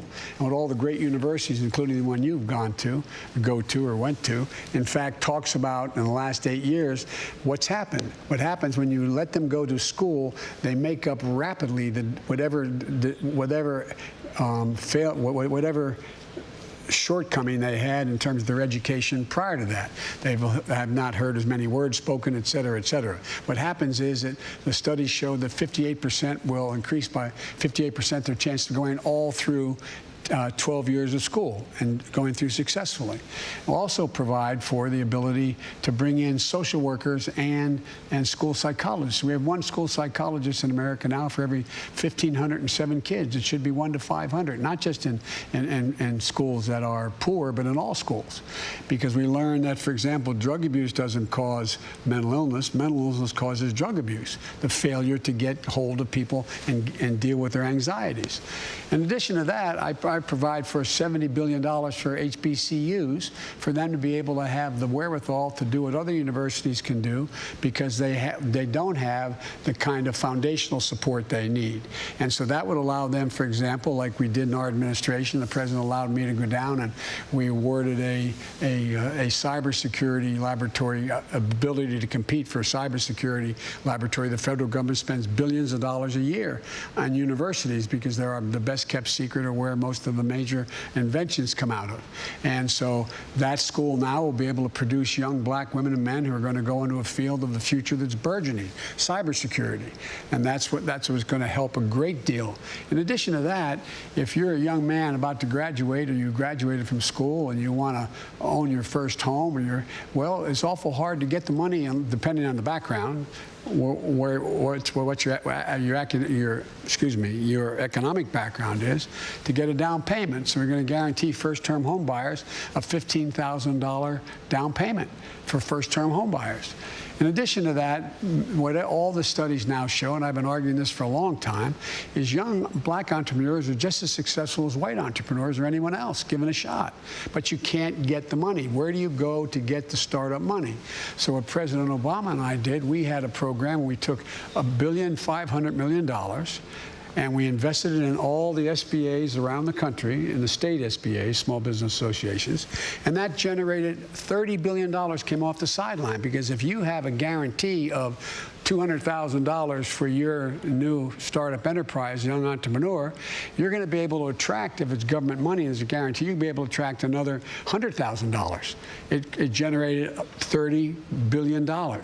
Well, I'm changing that program, and I'll get this done without much trouble, I believe, in the Congress, from $1.5 billion to $30 billion to $30 billion. That'll take $300 billion off the sideline and grow, because and for example, if you, in fact, and I were the same age, and we split our differences, and we were the same age, and we went to the same builder to buy us each the same home, but my home was in a white neighborhood on one side of a highway, and yours is in a black neighborhood, same exact home.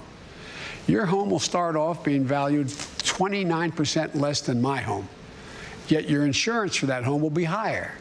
You'll be taxed more for it. We've got to end this. That's what got me involved in politics in the first place, a thing called redlining.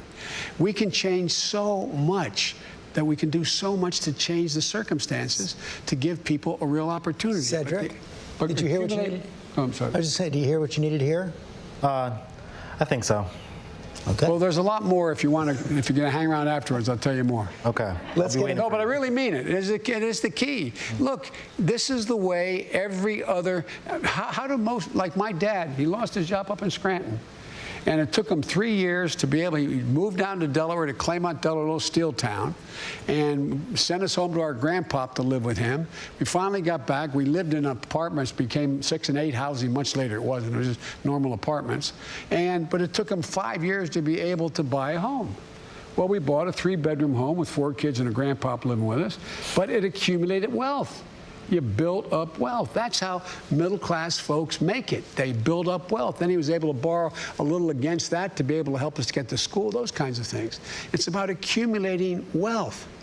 And you're behind an 8 ball. The vast majority of people of color are behind an 8 ball. And it's the same way what's going on now with all this money that's been voted. What's happened? You go to the bank, if you're a black businessman, and the president fired the only inspector general to oversee all this help coming from the Congress. And what happens? You go in and they say, do you have an account here? No. Do you have a credit card with this? No. Have you borrowed from us before? No. We bail these suckers out. They're not liable for any of the money, but they still won't lend it to you. We got to change that. It's about accumulating wealth. Want to get another question in here from Angelica Politaros? No, not at all. Garnet Valley, Pennsylvania. Hi. Republican who voted for President Trump last time. Thank you, George. Thank you, Vice President Biden. Nice to meet you. What's your view on the crime bill that you wrote in 1994, which showed prejudice against minorities? Where do you stand today on that?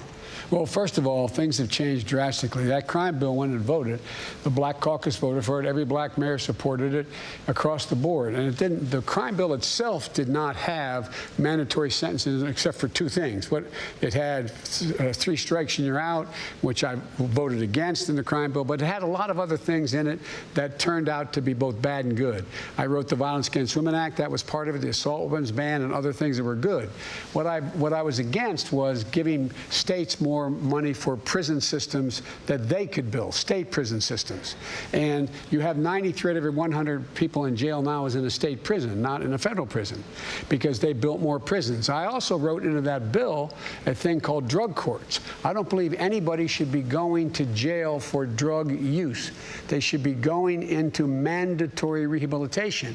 We should be building rehab centers to have these people housed. We should wipe out, we should decriminalize marijuana, wipe out the record so you can actually say in honesty, you ever been arrested for anything? You can say no, because we're going to pass a law saying there is no background that you have to reveal relative to the use of marijuana. And so there's a lot of things, but in addition to that, we got to change the system. I joined with a group of people in the House to provide for changing the system from punishment to rehabilitation. Along with a guy named Arlen Specter, who you may remember, I wrote the Second Chance Act. But in the meantime, an awful lot of people were jailed for minor drug crimes after the Exactly right. Was it a mistake to support it? Yes, it was. But here's where the mistake came. The mistake came in terms of what the states did locally. What we did federally, we said it was, and you remember, George, it was all about the same time for the same crime. What I had done as chairman of the Judiciary Committee, took the 10 circuit courts of appeals, took some really brilliant lawyers working for me in judiciary. We did a study. And we determined what happens if, for the first, second, third offense, for any crime in the criminal justice system, at the federal level, if you're a black man, it's the first time you committed robbery. How long would you go to jail on average? If you're a white man, how long? Black man would go to jail on average 13 years. White man, 2 years. I go down the list of every single crime. So we set up a sentencing commission. We didn't set the time. Every single solitary maximum was reduced in there. But what happened was it became the same time for the same crime. So it said you have to serve between 1 and 3 years. It ended up becoming much lower. Black folks went to jail a lot less than they would have before, but it was a mistake. Let me ask another follow-up on the crime bill. It also funded 100,000 police back in 1994. You've often said that more cops clearly mean less crime. Do you still believe that? Yes, if in fact they're involved in community policing, not jump squads. For example, when we had community policing from the mid-90s on till Bush got elected, what happened? Violent crime actually went down precipitously. Remember the significant rise in violent crime that was occurring in the late 80s into the 90s. It went down, and fewer African Americans were arrested because you had the requirement. The cops didn't like it. They didn't like the community policing because you had to have 2 people in a vehicle. They had to get out of their cars. They had to introduce themselves to who owned the local liquor store, who owned the local grocery store, who was the woman on the corner. And what they would do, George, they'd actually go and give people their phone numbers. A cop would give the phone number. So if Nellie Smith was on the second floor where drug deals took place and things happened below her, her apartment, she could call and say, it's Millie, and there's something going on here, and they'd never reveal it was her because they know if she knew that, in fact, they'd never report the crime. She'd never report. So it actually started to come down. What happened? They eliminated the funding for community policing. Community policing doesn't mean more people coming in up-armored Humvees and swarming like that. When they did, it turned out that by the time we got to the late 90s, the crime had come down so much, and the mayors and everybody asked the question, where do you want me to spend the money? They say, well, only 1% thought violent crime was a problem. It was as high as 22%. Right now we have a systemic problem. How do you get the kind of policing, prevent the kind of policing? You have to change the way in which they police. One of the things I'm going to do, George, is set up a national study group made up of cops, social workers, as well as made up of the black community and the brown community to sit down in the White House and over the next year come up with significant reforms that need to take place within communities. You have to bring them together. One of the things I've observed is, you know, the neighborhood I grew up in Claymont, you either became a cop, a firefighter, or a priest. I wasn't qualified much to do any one of them. But here's the deal, all kidding aside, most cops don't like bad cops. Correct. They don't like it. That's correct. And so what happens is they get intimidated into not reporting. So one of the things we do is there has to be transparency available. We have to be able to go in at the federal level, be able to go in and check out whether or not there's systematic problems within police departments. If in fact a cop needs to be tried, it's not the prosecutor in the community, in the district or there. You got to go outside the community to get another prosecutor to come in and handle the crime. There's a lot of things we've learned. And it takes time, but we can do this. You can ban chokeholds, but beyond that, you have to teach people how to de-escalate circumstances. De-escalate. So instead of anybody coming at you and the first thing you do is shoot to kill, you shoot them in the leg. There's ways you have to do more background checks in terms of whether or not the person coming in passes certain psychological tests. And the last thing I'll say, and I'm sorry but it's really, I think, really, really important, is you have to be in a position where you are able to identify the things that have to change. And one of the things that has to change is so many cops get called into circumstances where somebody is mentally off, like what happened not long ago with that guy with the knife.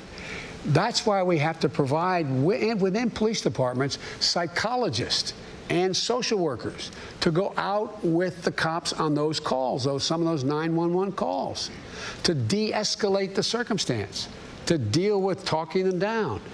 But we can't, cops are kind of like school teachers now. You know, a school teacher has to know everything from how to handle hunger in a household as well as how to teach you how to read. Well, cops don't have that breadth. And there's a lot of things we can do. We shouldn't be defunding cops. We should be mandating the things that we should be doing within police departments and make sure there's total transparency. Got to take another quick break. We'll be right back. I don't know the answer to your question, but...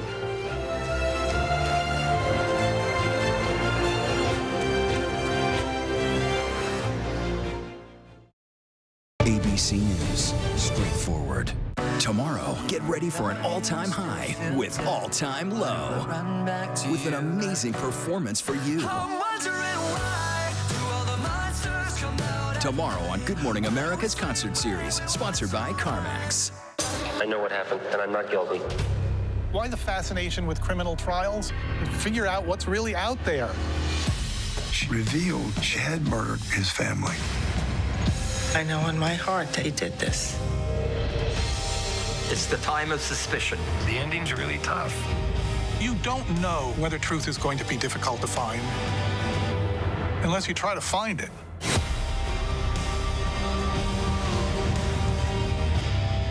On your carts. Get set. Let's go.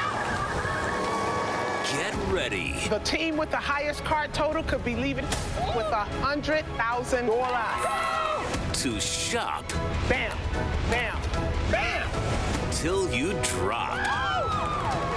Oh, mommy down. Leslie Jones hosts Supermarket Sweep. Premieres Sunday, October 18th on ABC. This is what being live is all about. This is ABC News Live, the 24/7 streaming news source, ABC News. Wow. Breaking news, live events as they happen, streaming live, non-stop, straight to you. Original, on the edge, breakthrough storytelling from ABC News, National Geographic, ESPN, all designed differently for you to stream straight to any screen whenever you want, free. And imagine the most celebrated, epic live events and moments, all playing out right before your eyes. See those flames behind me? And go deeper inside the groundbreaking exclusives from the campaign trail only ABC News gets. Watch ABC News Live right now and anytime. Streaming on Roku, Hulu, Facebook, and abcnews.com. ABC News Live. Streaming everywhere, right to you. ABC News Live. The waters of the Outer Banks are unforgiving and and full of riches for the fishermen who dare. The best of the Northern Fleet are heading south. But the locals know where the giants lie. And if you thought the waters were unforgiving, wait until the battle begins. Wicked Tuna Outer Banks. New episodes Sundays at 9 on National Geographic. With so much at stake, so much on the line, more Americans turn here than any place else. ABC News World News Tonight with David Muir. We have made it through another week together. America's most watched program across all of television. Welcome to Disney Plus. Are you ready? Drop in and explore. The action, the adventure, and the originals. There's no limit to what you'll find. These are your worlds. So come on, dive deeper into the universes you love.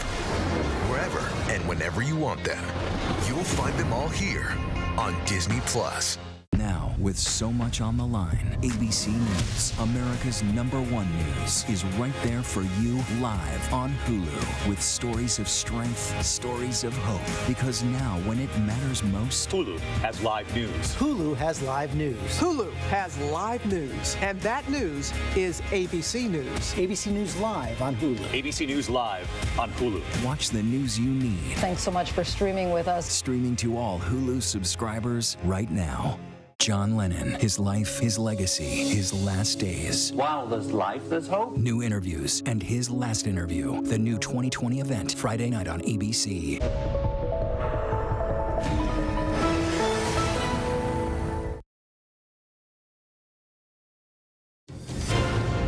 He shall nominate, and by and with the advice and consent of the Senate, shall appoint judges of the Supreme Court and all other officers of the United States.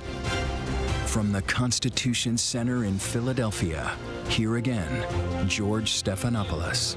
And the Supreme Court is our next topic. The questioner, Nathan Osborne of Philadelphia, Pennsylvania, Democrat.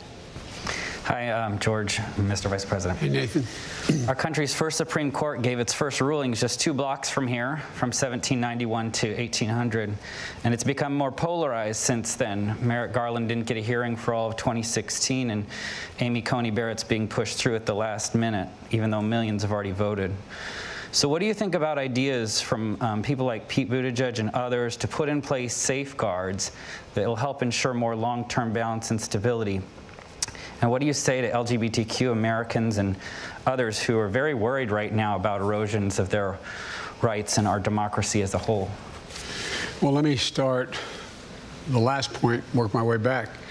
I think there's great reason to be concerned. I was on the road most of the time during these hearings, so I didn't hear many of them. I just got the recaps when I'd get in late at night.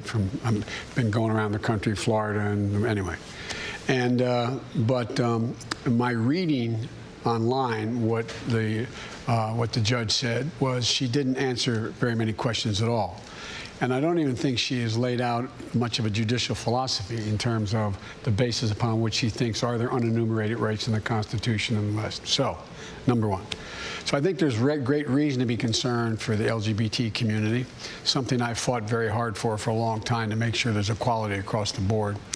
Number two, I think that also healthcare overall is very much in jeopardy as a consequence of the president's going to go directly after this election, directly to the Supreme Court within a month to try to get Obamacare wiped out after 10 million people have already lost their insurance from their employer and wants to take 20 million people out of the system as well, plus 100 million people with pre-existing conditions. So there's a lot at stake. I don't think it's appropriate. I think the Constitution implies, there's no provision in the Constitution. My problem is I made a mistake of teaching constitutional law for 21 years and the separation of powers. The Constitution implies that the way the people have a right to determine who's going to be on the court is how they vote for their senators and their presidents. We seek the advice and consent of the Senate and the president's president for all 4 years, isn't he? No, he is. But once an election begins, by implication, it is inconsistent with the constitutional principles, in my view. You get disagreement among scholars on this, but I believe it's inconsistent when millions of people already voted to put someone on the court. I think it should have been held until this election is over, see what the makeup of the Senate is going to be. If the president wins this election, he should be able to. But how about that question of expanding the court? Here's what you said exactly 1 year ago tonight at a Democratic debate. You said, I would not get into court packing. I would not pack the court. That's not what you're saying now. Is the nomination of Judge Barrett reason enough to rethink your position? What is the nomination? What I wanted to do, George, if I had answered the question directly, then all the focus would be on what's Biden going to do if he wins, instead of on, is it appropriate what is going on now? And it should stay. This is the thing that the president loves to do, always take our eye off the ball. What's at stake? One of the things Pete has suggested is, and there's a number of constitutional scholars have suggested as well, that there are at least 4 or 5 options that are available to determine whether or not you can change the way in which the court lifetime appointment takes place, consistent, arguably, with the Constitution. I have not been a fan of court packing because I think it just generates what will happen.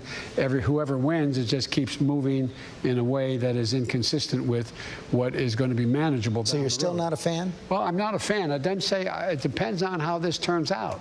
Not how he wins, but how it's handled. But there's a number of things that are going to be coming up, and there's going to be a lot of discussion about other alternatives as well. What does that mean, how it's handled? How will that determine whether you're for expanding? For example, there's actually real live debate on the floor. If people are really going to be able to have a time to go through this, I don't know anybody who's gone on the floor and that's been a controversial justice in terms of fundamentally altering the makeup of the court that's gone through in a day, kind of thing. I mean, it depends on how much they rush this. And you think about it, George. Here you got a lot of people not being able to pay their mortgage, not being able to put food on the table, not being able to keep their business open, not being able to do anything to deal with what's going on in terms of the economy as a consequence of COVID. And they have no time to deal with that, but they have time to rush this through. Well, right now, it looks like they're going to have a vote around Halloween. So if they vote on it before the election, you are open to expanding the court? I'm open to considering what happens from that point on. You said so many times during the campaign, all through the course of your career, it's important to level with the American It is, but George, people. if I say, no matter what answer I gave you, if I say it, that's the headline tomorrow. It won't be about what's going on now, the improper way they're proceeding. But don't voters have a right to know where you stand? They do have a right to know where they stand, and they'll have a right to know where I stand before they vote. So you'll come out with a clear position before Election Day? Yes, depending on how they handle this. But look, what you should do is you got to make sure you vote. And vote for a senator who, in fact, reflects your general view on constitutional interpretation. And vote for a president who is more in line with you. And if you oppose the position that I would not have appointed her, but if you oppose my position, vote for Trump. Vote for a Republican who shares that view.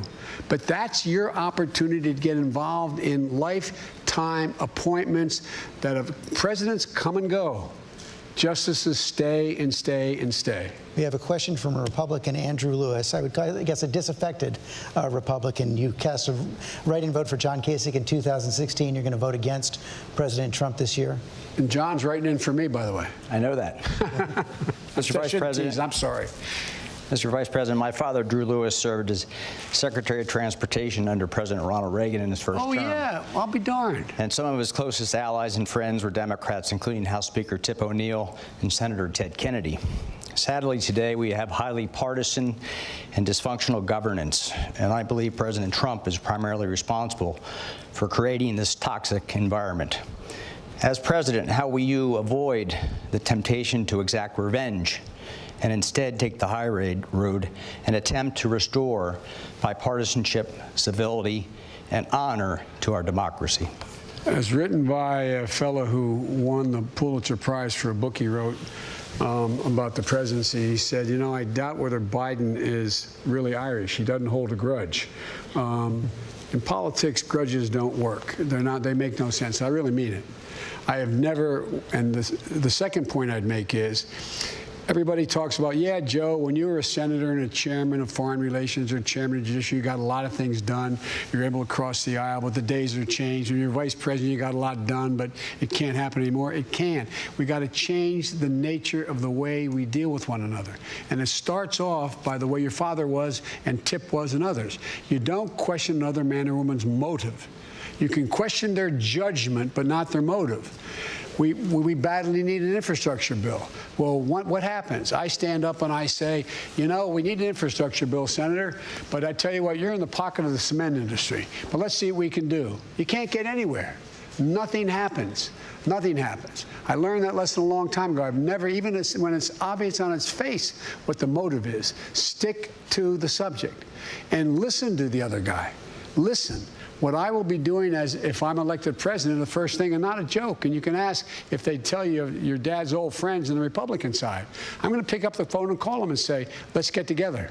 We got to figure out how we're going to move forward here. Because there's so many things we really do agree on. And with Trump out of the way, the vindictiveness of a president going after Republicans who don't do exactly what he says gets taken away. There's going to be, I promise you, between 4 and 8 Republican senators are going to be willing to move on things where there's bipartisan consensus. Last example I'll give you. You know, after after Trump had been elected, named the next president, wasn't sworn in yet, I've been working on a thing called a bill relating to cancer cures, okay? And it was called the Cancer Moonshot.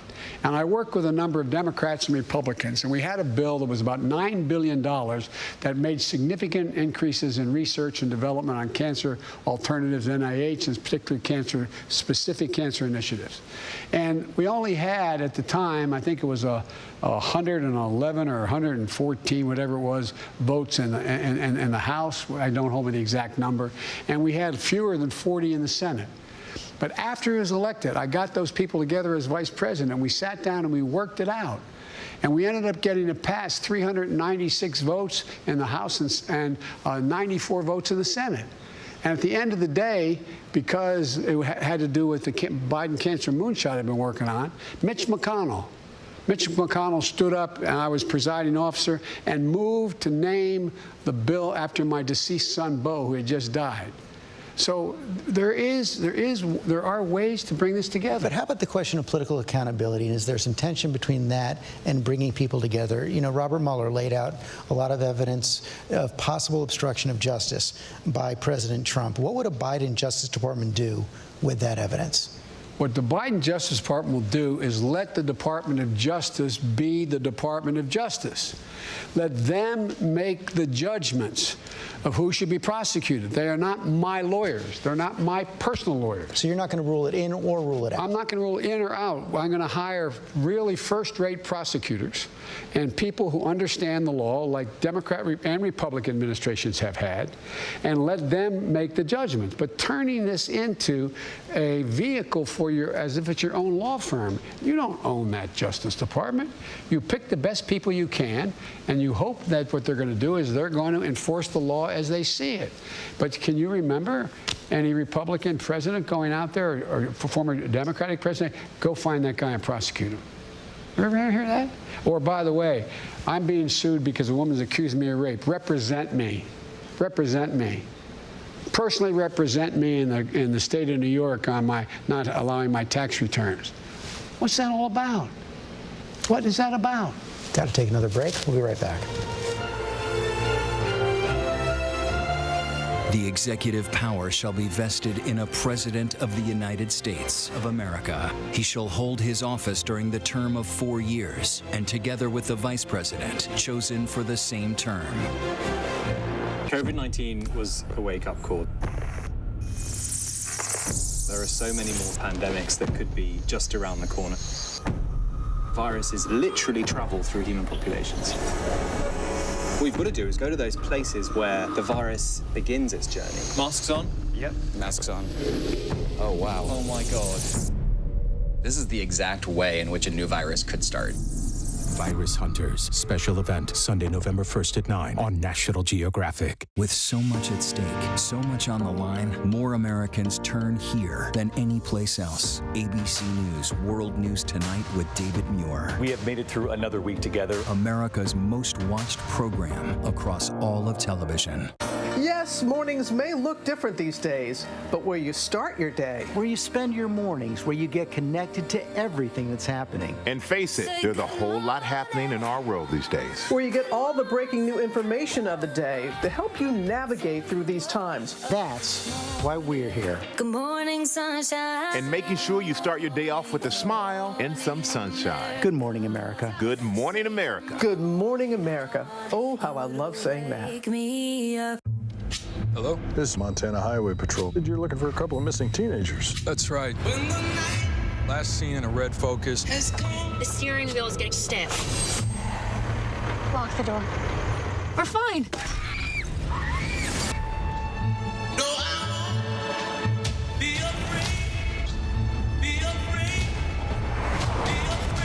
Got ourselves a predicament.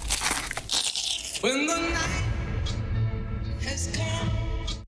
Cross my office off the list. What if we picked for each other? Please stop.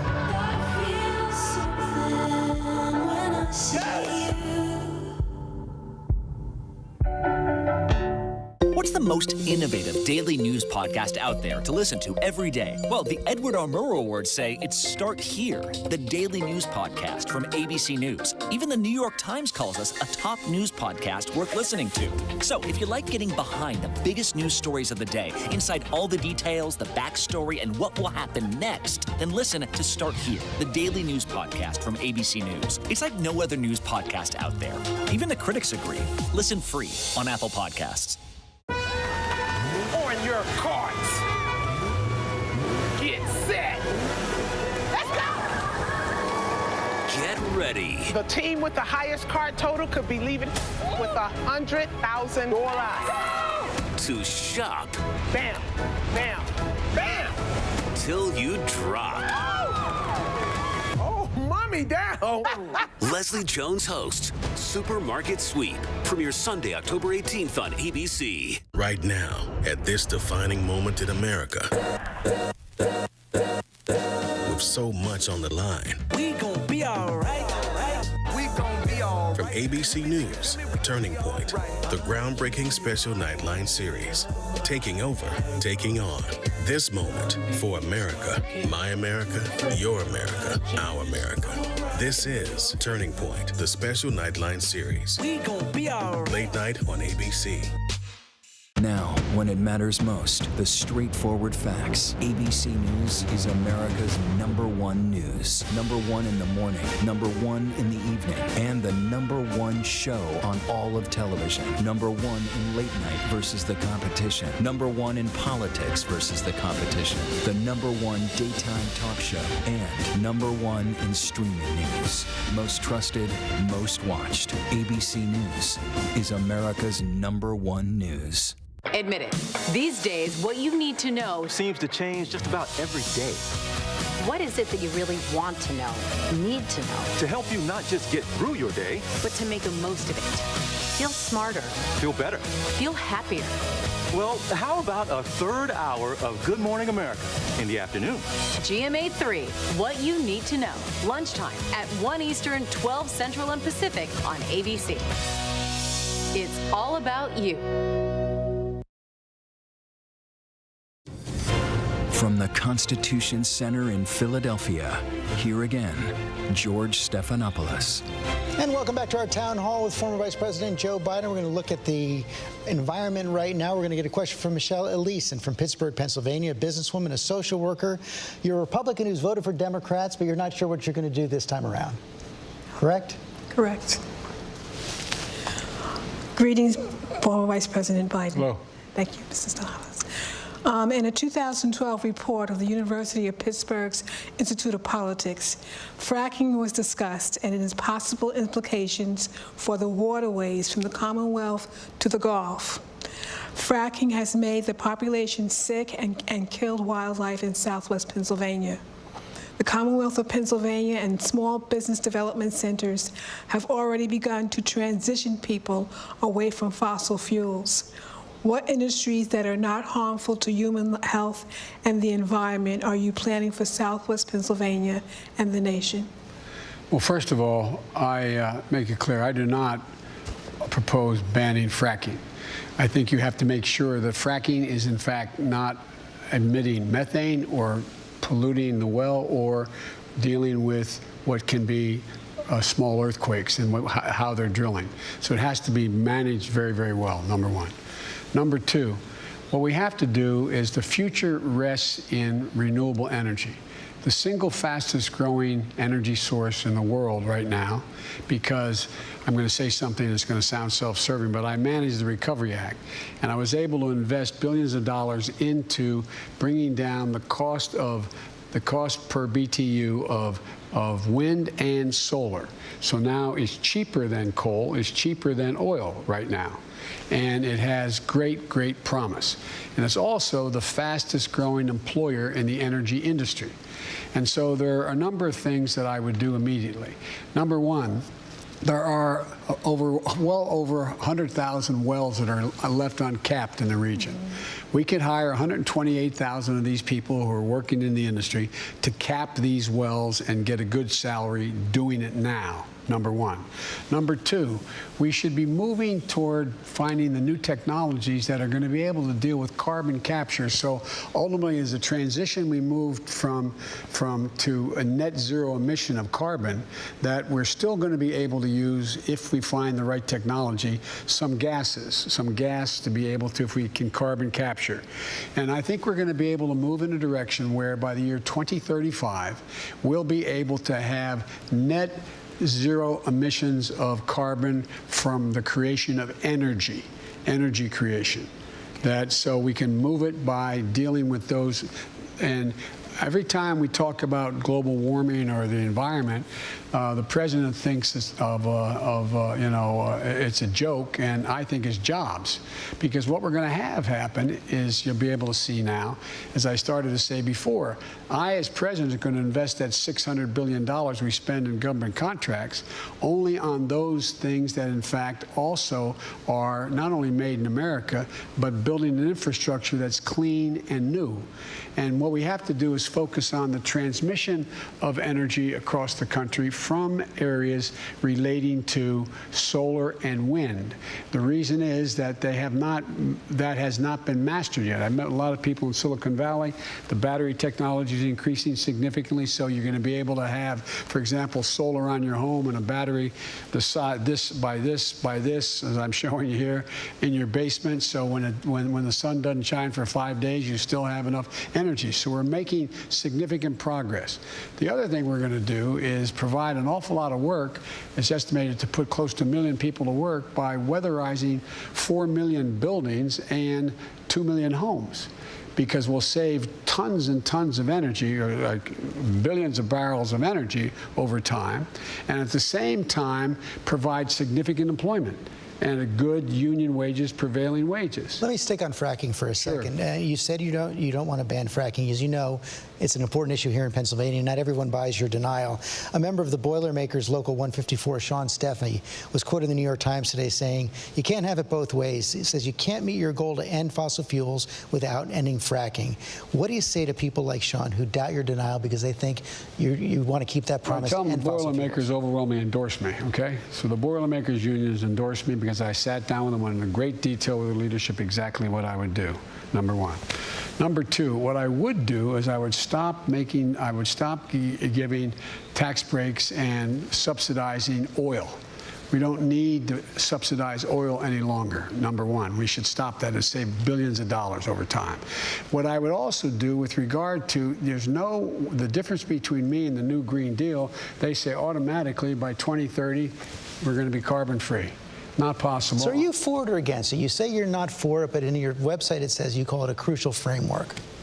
The Green Deal. My deal is a crucial framework, but not the new Green Deal. The new Green Deal calls for elimination of all all non-renewable energy by 2030. You can't get there.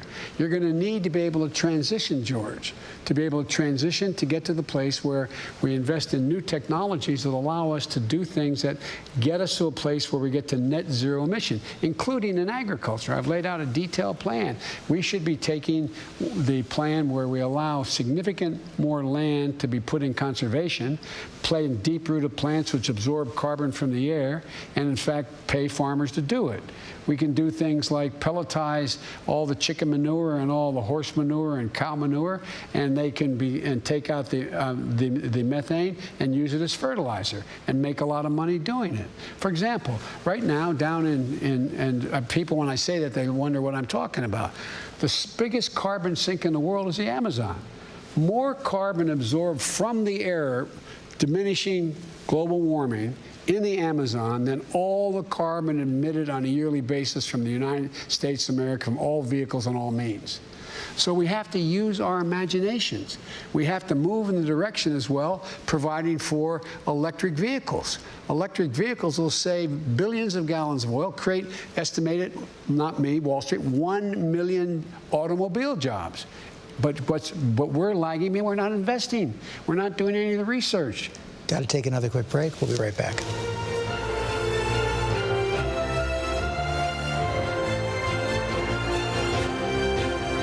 ABC News, straightforward. It's being called the most consequential election of a lifetime, the most important vote. And with so much on the line, it demands the most straightforward newsmaking, real answers, the most informed voices from all sides. The countdown is on to the vote. What will our future look like? ABC's This Week with George. It all plays out right here every Sunday. The most consequential week yet of this hyper-political year. Right as you get closer to casting your vote every Sunday on ABC. What is necessary for Chicago is a vision, actual solutions for the issues we face. Oh boy. All people, all voices. One Chicago, united for all. Welcome to Disney Plus. Are you ready? Drop in and explore. The action, the adventure, and the originals. There's no limit to what you'll find. These are your worlds. So come on, dive deeper into the universes you love. Wherever and whenever you want them, you'll find them all here on Disney Plus. Hello? This is Montana Highway Patrol. You're looking for a couple of missing teenagers. That's right. Last seen in a red Focus. The steering wheel is getting stiff. Lock the door. We're fine.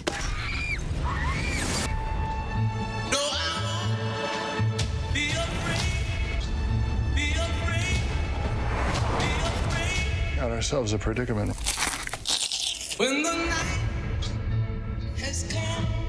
This is what being live is all about. This is ABC News Live, the 24/7 streaming news source, ABC News. Wow. Breaking news, live events as they happen, streaming live, non-stop, straight to you. Original, on the edge, breakthrough storytelling. From ABC News, National Geographic, ESPN, all designed differently for you to stream straight to any screen whenever you want, free. And imagine the most celebrated, epic live events and moments, all playing out right before your eyes. See those flames behind me? And go deeper inside the groundbreaking exclusives from the campaign trail only ABC News gets. Watch ABC News Live right now and anytime. Streaming on Roku, Hulu, Facebook, and abcnews.com. ABC News Live. Streaming everywhere, right to you. ABC News Live. Now could be a good time to have another baby. Are you crazy? I'm in love with you. Now that I said it out loud, it does sound weird. Please stop. You were so fine, I had to remind myself to breathe. Let's do this. How's your quarantine going? Now, when when it matters most, the straightforward facts. ABC News is America's #1 news. #1 in the morning, #1 in the evening, and the #1 show on all of television. #1 in late night versus the competition. #1 in politics versus the competition. The #1 daytime talk show. And #1 in streaming news. Most trusted, most watched. ABC News is America's #1 news. Admit it, these days, what you need to know seems to change every day. So what can help you feel smarter, better, happier? This is GMA3, what you need to know. Lunchtime at 1 Eastern, 12 Central and Pacific on ABC. Who was John Lennon? Magical, brilliant, daring. John was my favorite Beatle. Now, new interviews with those who were right there with John Lennon and his last interview, all on that day. Wow, there's life, there's hope. The 2020 event, John Lennon, Friday night on ABC.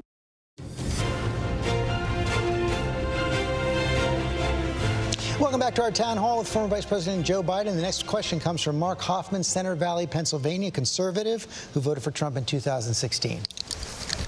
Welcome to Pennsylvania, Mr. Vice President. Good to be back home. I'm from Pennsylvania. Yes, I know. Scranton, right? Yep. So, peace is breaking out all over the world. Our troops are coming home. Serbia is talking to Kosovo.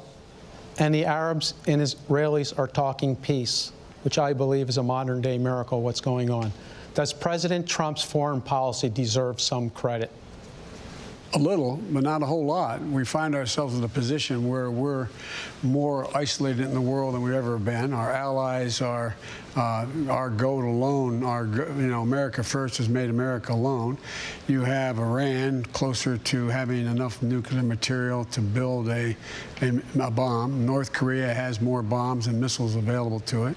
We find ourselves where our NATO allies are publicly saying they can't count on us. We're in a situation as well where in the Far East we find ourselves in the Western Pacific where we're isolated as well.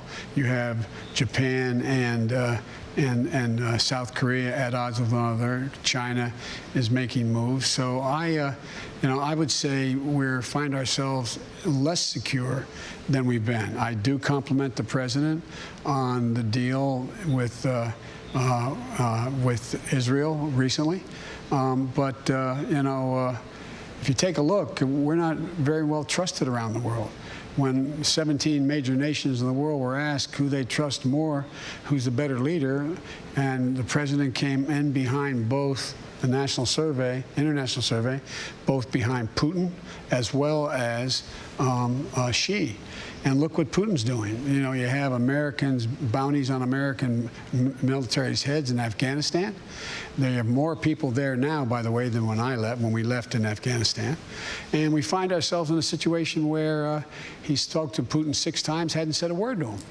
And NATO is on the risk of beginning to crack because they doubt our concern whether we're there. You see what's happening in everything from Belarus to Poland to Hungary, and the rise of totalitarian regimes in the world, and as well as this president embraces all the thugs in the world. I mean, he's best friends with the leader of North Korea, sending love letters. He doesn't take on Putin in any way, and he is just he's learned the art of the steal from the art of the deal by Xi in China. So I would respectfully suggest no, there is no plan, no coherent plan for foreign policy. We've always ruled. We've been most effective as a world leader, in my humble opinion, not just by the exercise of our power, we're the most powerful nation in the world, but the power of our example. That's what's led the rest of the world to follow us on almost everything. He's pulled out of almost every international organization. He gets laughed at when he goes to the, literally, not figuratively, when he goes to the United Nations. I mean, it's not about the president per se, it's about the nation and the lack of respect that's shown to us. I want to get one more question in this segment, and it comes from Mika Hack. She's from State College, Pennsylvania. This is your first presidential election that you're voting. Yes. Hi, Mika. How are you? I'm good, thank you. I'm the proud mom of 2 girls, 8 and 10. My youngest daughter is transgender. The Trump administration has attacked the rights of transgender people, banning them from military service, weakening non-discrimination protections, and even removing the word transgender from some government websites. How will you, as president, reverse this dangerous and discriminatory agenda and ensure that the lives and rights of LGBTQ people are protected under U.S. law? I will flat out just change the law. Eliminate those executive orders, number one. You may recall, I'm the guy who said, I was raised by a man who, I remember I was being dropped off. My dad was a high school educated, well-read man who was a really decent guy, and I was being dropped off to get an application in the center of our city, Wilmington, Delaware, the corporate capital of the world at the time. And these two men, I'm getting out to get an application to be a lifeguard in the African-American community because there was a big swimming pool complex. And these two men, well-dressed, leaned up and hugged one another and kissed one another. I'm getting out of the car at the light, and I turned to my dad. My dad looked at me and said, Joey, it's simple. They love each other. The idea that an 8-year-old child or a 10-year-old child decides, you know, I decided I want to be transgender. That's what I think I'd like to be. It'll make my life a lot easier. There should be zero discrimination. And what's happening is too many transgender women of color are being murdered. They're being murdered. I mean, I think it's up to now 17. Don't hold me to that number, but it's higher now. Yeah. And that's just this year. And so I promise you, there is no reason to suggest that there should be any right denied your daughter or daughters, whichever, if one or two, your daughter, that your other daughter has a right to be and do. None, zero. And by the way, my son Beau passed away, was the Attorney General of the state of Delaware. He was the guy who got the first transgender law passed in the state of Delaware, and because of a young man who became a woman who worked for him in the Attorney General's office. We've got one more segment coming up. Thank you. I'm proud of back.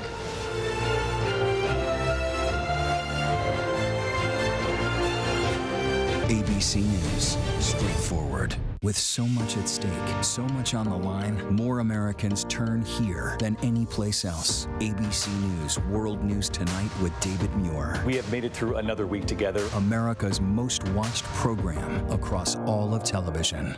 Yes, mornings may look different these days, but where you start your day, where you spend your mornings, where you get connected to everything that's happening. And face it, there's a whole lot happening in our world these days. Where you get all the breaking new information of the day to help you navigate through these times. That's why we're here. Good morning, sunshine. And making sure you start your day off with a smile and some sunshine. Good morning, America. Good morning, America. Good morning, America. Oh, how I love saying that. Wake me up.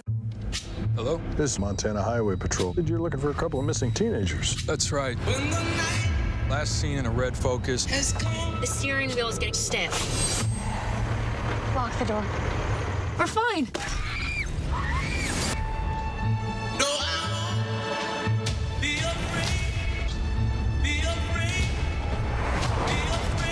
Got ourselves a predicament. When the night has come.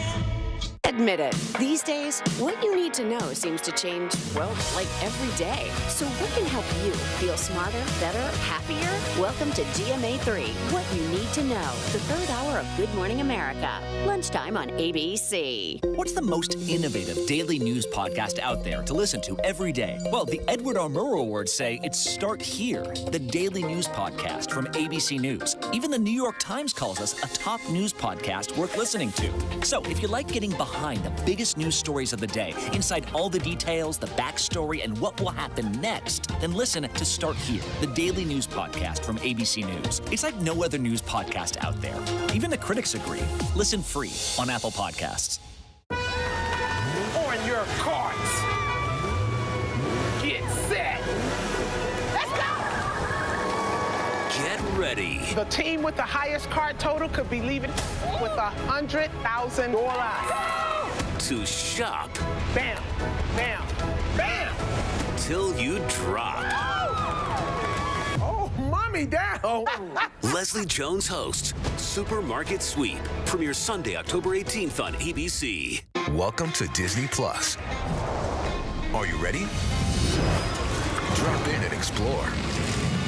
The action, the adventure, and the originals. There's no limit to what you'll find. These are your worlds. So come on, dive deeper into the universes you love. Wherever and whenever you want them, you'll find them all here on Disney Plus. This is what being live is all about. This is ABC News Live, the 24/7 streaming news source from ABC News. Breaking news, live events, streaming nonstop. Original breakthrough storytelling from ABC News, National Geographic, ESPN, and it's all designed differently for you to stream straight to any screen whenever you want. ABC News Live. Streaming everywhere, right to you. ABC News Live. It's that easy to go there. Who was John Lennon? Magical, Brilliant, daring, rebel, a working class kid from Liverpool. John was my favorite Beatle. If he hadn't dreamed so beautifully, it wouldn't hurt so much.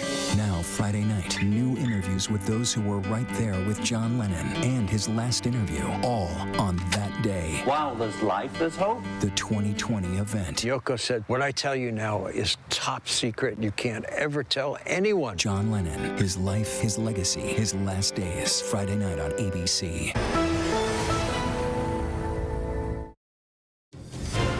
The Vice President and the People, a special edition of 2020. Here again, George Stephanopoulos. And welcome back to our town hall with former Vice President Joe Biden. The next question comes from Keenan Wilson, Narberth, Pennsylvania, Democrat. Good evening. You say that you committed to entering this race after the events of Charlottesville in 2017. I assume that that feeling that prompted you to run will not go away once the results are determined.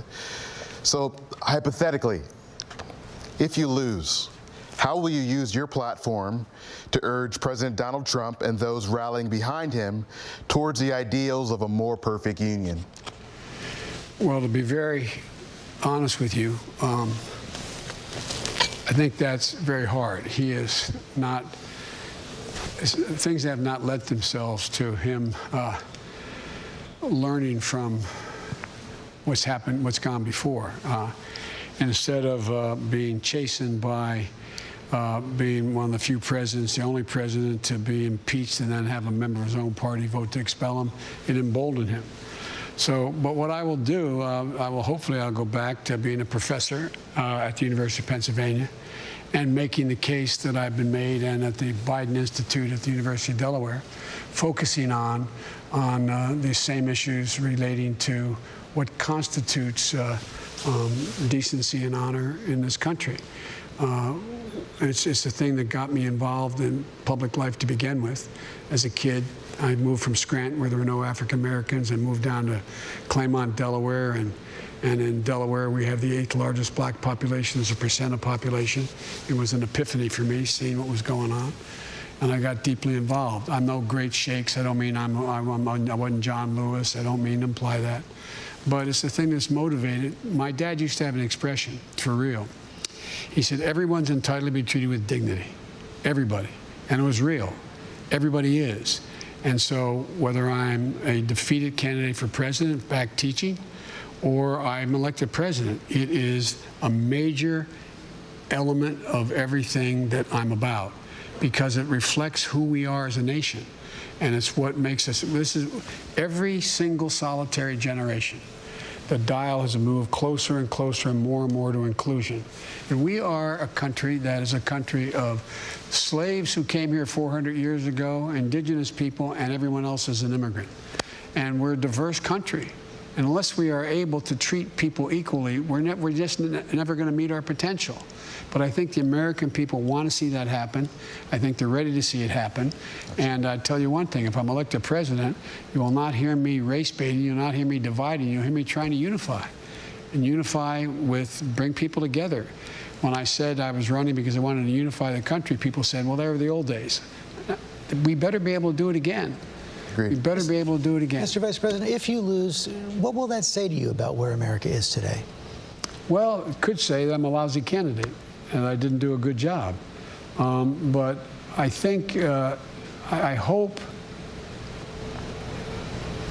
that it doesn't say that we are as racially, ethnically, and religiously at odds with one another as it appears the president wants us to be. Usually, the president's, in my view, with all due respect, has been divide and conquer. The way he does better if he splits us. There's division. And I think people need hope. I think, look, George, I've never been more optimistic about the prospects for this country than I am today, and I really mean that. I think the people are ready, they understand what's at stake, and it's not about Democrat or Republican. If I get elected, I'm running as a proud Democrat, but I'm going to be an American president. I'm going to take care of those who voted against me as well as those who voted for me, for real. That's what presidents do. We got to heal this nation because we have the greatest opportunity of any country in the world to own the 21st century, and we can't do it divided. One more break. We'll be right back. Welcome to Disney Plus. Are you ready? Drop in and explore. The action, the adventure, and the originals. There's no limit to what you'll find. These are your worlds. So come on, dive deeper into the universes you love. Wherever and whenever you want them, you'll find them all here on Disney Plus. Right now, at this defining moment in America, with so much on the line. We gon' be alright. We gon' be alright. From ABC News, Turning Point, the groundbreaking special Nightline series, taking over, taking on. This moment for America, my America, your America, our America. This is Turning Point, the special Nightline series. We gon' be alright. Late night on ABC. The waters of the Outer Banks are unforgiving and full of riches for the fishermen who dare. The best of the Northern Fleet are heading south. But the locals know where the giants lie. And if you thought the waters were unforgiving, wait until the battle begins. Wicked Tuna Outer Banks. New episodes Sundays at 9 on National Geographic. On your carts. Get set. Let's go. Get ready. The team with the highest card total could be leaving with $100,000. To shop. Bam, bam, bam. Till you drop. Oh, mommy down. Leslie Jones hosts Supermarket Sweep. Premieres Sunday, October 18th on ABC. It's being called the most consequential election of a lifetime, the most important vote, and with so much on the line, it demands the most straightforward, newsmaking, real answers, the most informed voices from all sides. The countdown is on to the vote. What will our future look like? ABC's This Week with George. It all plays out right here every Sunday. The most consequential week yet of this hyper-political year. Right as you get closer to casting your vote every Sunday on ABC. Now could be a good time to have another baby. Are you crazy? I'm in love with you. Now that I said it out loud, it does sound weird. Please stop. When I see you were so fine, I had to remind myself to breathe. Feel something when I see you. Let's do this. How's your quarantine going?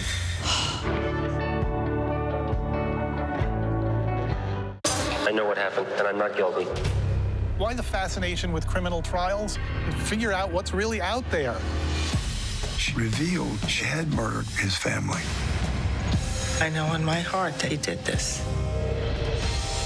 It's the time of suspicion. The ending's really tough. You don't know whether truth is going to be difficult to find unless you try to find it.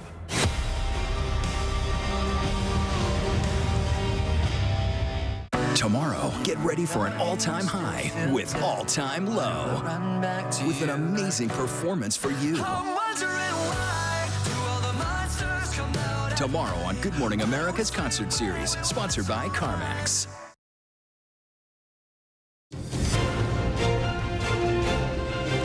And we are wrapping up our town hall with former Vice President Joe Biden. Mr. Vice President, as you know, President Trump had a town hall meeting tonight as well.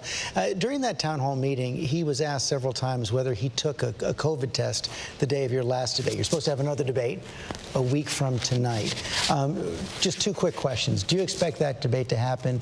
Will you demand that President Trump take a test that day and that it be negative before you debate? Yeah, by the way, before I came up here, I took another test. I've been taking it every day, the deep test, you know, the one they go in both.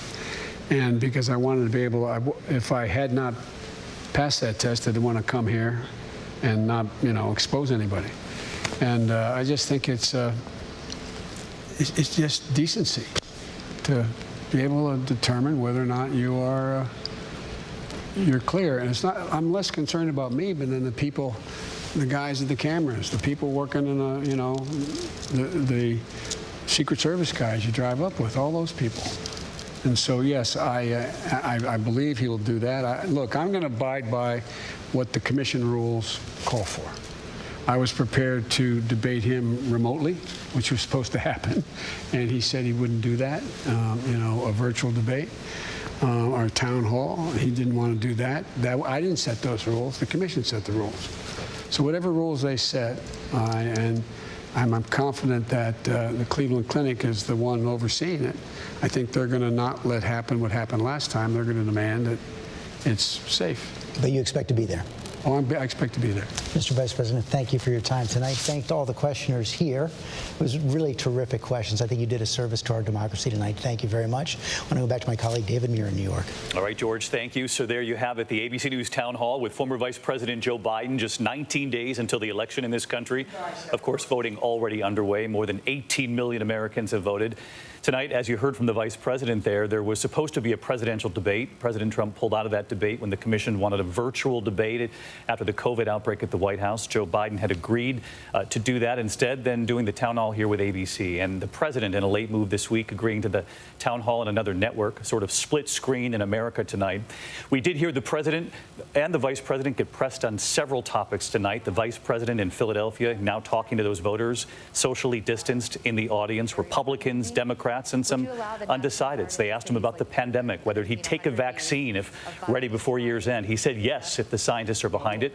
He was asked if he would raise taxes on the wealthy and on corporate America, even in a recovery. He said yes. There was a deeply personal exchange. A young voter asking Biden why young black Americans should vote for him. He made his case. He was asked about packing the Supreme Court. And I want to bring in Mary Bruce, who is outside the Constitution Center there in Philadelphia tonight, because, Mary, you and I have been watching all week the confirmation hearing of Judge Amy Coney Barrett, President Trump's pick to replace Ruth Bader Ginsburg. Biden said tonight that it depends on how this is handled, saying Americans are already voting. He was pressed on what that meant, how this was handled. He was pressed, will he have a position on packing the court before Election Day? David, Joe Biden tonight notably went further on this issue than he has before. He has been pressed on this repeatedly, and while he still isn't giving a clear answer on whether he would expand the court, saying he's, quote, not a fan of court packing, tonight he notably didn't rule it out, saying that he will have a clear answer on this by Election Day after the confirmation hearings for Amy Coney Barrett, saying that Americans have and voters have a right to know. But, David, of course, voting is already well underway. 19 days to go. Nearly 18 million Americans have cast their ballot. So the question tonight is, what is Joe Biden waiting for on this? And Mary, stick with us on this. He did say he'd have a position before Election Day, and we're looking at live pictures right now, interacting with voters in that debate hall. He was the one who first agreed to doing a town hall after the debate was canceled. This campaign certainly knows that they think these are good opportunities for the vice president to make his case by interacting with American voters. David, here tonight we saw something that we really haven't seen very often in this campaign that has been upended by the pandemic. Joe Biden having an opportunity to interact directly with voters, answering their questions about what matters most to them as they make this choice. His campaign feels that he shines in these moments, that he does best when he is able to speak directly with voters. I know that Joe Biden misses having more of these opportunities. And I was struck tonight, when you take a step back, how much Joe Biden tonight night really talked about his plans. There was a lot of deep diving that he was doing into his policy proposals going forward. This was a night largely about Joe Biden and actually surprisingly not a lot about his opponent. He didn't really speak that much about Donald Trump. This was a night for him, Joe Biden, to connect with voters and talk about how he would be changing their futures. Yeah, as you rightly point out, Mary, a lot more about policy and plans moving forward than we heard from really either candidate in that first debate after the shouting match sort of erupted and really never ended as that debate played out in front of America. As the vice president continues to talk with voters there, we also know President Trump in Florida tonight pressed in his own town hall on whether he was tested for COVID the day of that first presidential debate. He's pressed a number of times on this. If he took a test on the day of that debate, he said, I probably did, but said he doesn't take a test every day. He was also asked if he was ever warned that this would be the greatest national security threat of his administration, coronavirus, which has been reported that he was warned. He said he wasn't warned, but that he knew it was a big threat. At the same time, the president said, I didn't want to panic this country. I didn't want to go out there and say everyone's going to die. Pressed on whether or not there's a middle ground, whether or not he could have leveled with the American people, he said, no, there's no middle ground. I want to bring in Rachel Scott. She's live with us from Florida tonight, where that town hall is playing out, because as we're looking at pictures from Philadelphia, we know the president tonight was pressed on that New York Times reporting on his taxes. Rachel, he was asked if he ever really did pay just $750 in federal income taxes. He was also asked about that reported debt of about $400 million, asked who does he owe that money to? David, he was asked whether or not he owes that money to foreign entities, and he said, quote, not that I know of. The president downplayed the amount of debt that he is in. He seemingly said that it's just a tiny fraction of what he is worth. David, I was struck tonight about how much the president was on defense. The president walked into tonight's town hall, behind double digits in the polls at a time when he is under fire for his handling of the pandemic. And the president tonight spent much of his time on defense, defending his handling of not only the pandemic, issues like health care, as well as the economy. What we did not hear a lot of tonight, just 19 days out from Election Day, was the president talking about his rival, Joe Biden. And the president tonight was forced to confront key questions about his health. Whether or not he tested negative on that debate day is a lingering question. One, the president even said tonight that he could not even remember, could not even recall whether or not he was tested for coronavirus on the day of the debate. The president also tonight, David, downplaying the coronavirus, insisting that we are rounding the corner at a time when the CDC predicts that we may record 240,000 deaths just 1 week after Election Day. David? Rachel Scott with us from Florida tonight. And Rachel, as she points out, the president being asked, was he tested on that debate night? In stark contrast to the image you're seeing in Philadelphia right now, former Vice President Joe Biden with his mask back on, telling George just a short time ago that he was tested again today, daily testing now, saying he wouldn't want to put anyone in that room at risk, and that he would follow the debate commission's rules, but expect that everyone be tested before that final presidential debate, still scheduled for next week. I want to bring in our chief White House correspondent, Jonathan Karl, watching this split screen in America, as I mentioned, John. Very different answers in both town halls. I'm curious, John, if you saw anything tonight that really moves the needle in any significant way with Americans already voting. There are so few Americans that are undecided at this point, David. This is such a deeply divided country. But watching these two town halls, and I tried to watch them, if you can imagine, both at the same time, quite a task. And this is such a strange campaign. We have heard very little from either of these two men about what they would actually do over the next 4 years. And Biden has famously dodged this question of expanding the Supreme Court, and George really pushed him on this, and we have what appears to be a commitment that after the Amy Coney Barrett vote, he will tell the American people, he said voters have a right to know where he stands on expanding the court. On the other side, Donald Trump was asked a very simple question by a voter, what is your plan to deal with health care and rising health care costs? And it was abundantly clear that he has absolutely no plan. This is something he has had 4 years, nearly 4 years in office to come up with. He basically said that what he has done is he's done away with the individual mandate with Obamacare, and then talked a little bit more about how Obamacare is not a good thing and we need something better, but absolutely nothing about what he would actually do on health care. And John, as you've been reporting, he's been saying for a very long time now, I'll have that plan in a couple of weeks, and still no plan. still no plan. John Carl watching both debates. We thank you. We know you were watching the ABC one in front of you while you were trying to watch the one on the other network at the same time, and we're sure to appreciate that. Our analysts are standing by, of course, from both ends of the political spectrum. Our powerhouse political team. Our coverage of the ABC News Town Hall continues right here in a moment.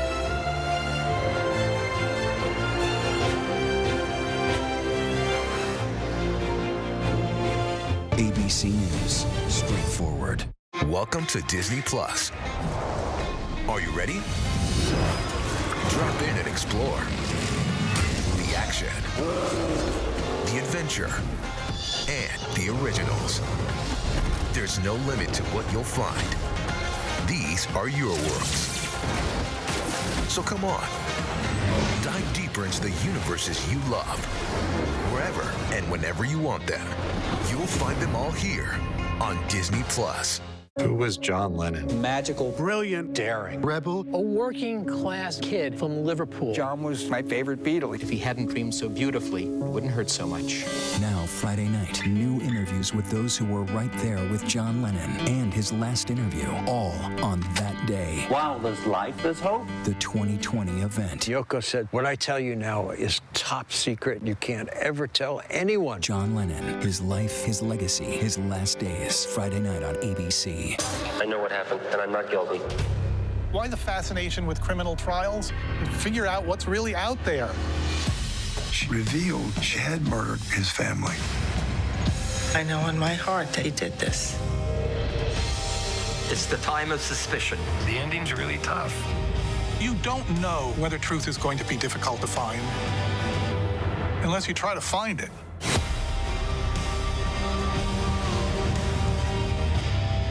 COVID-19 was a wake-up call. There are so many more pandemics that could be just around the corner.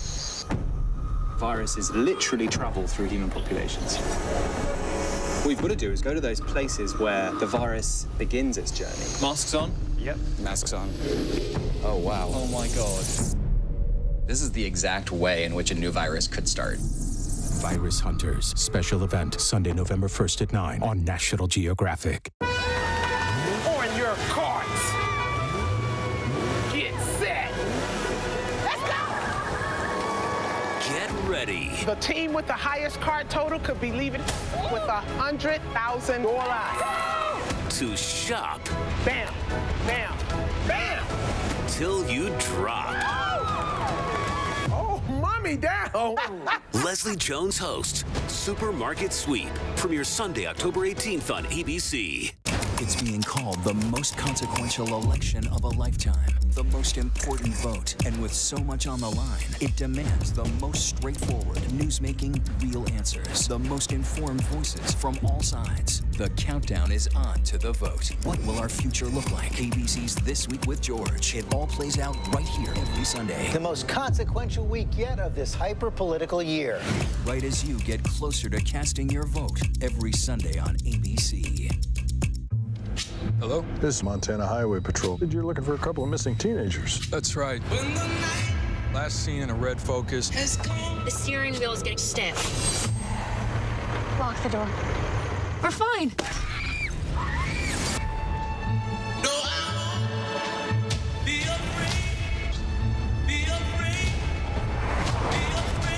Got ourselves a predicament.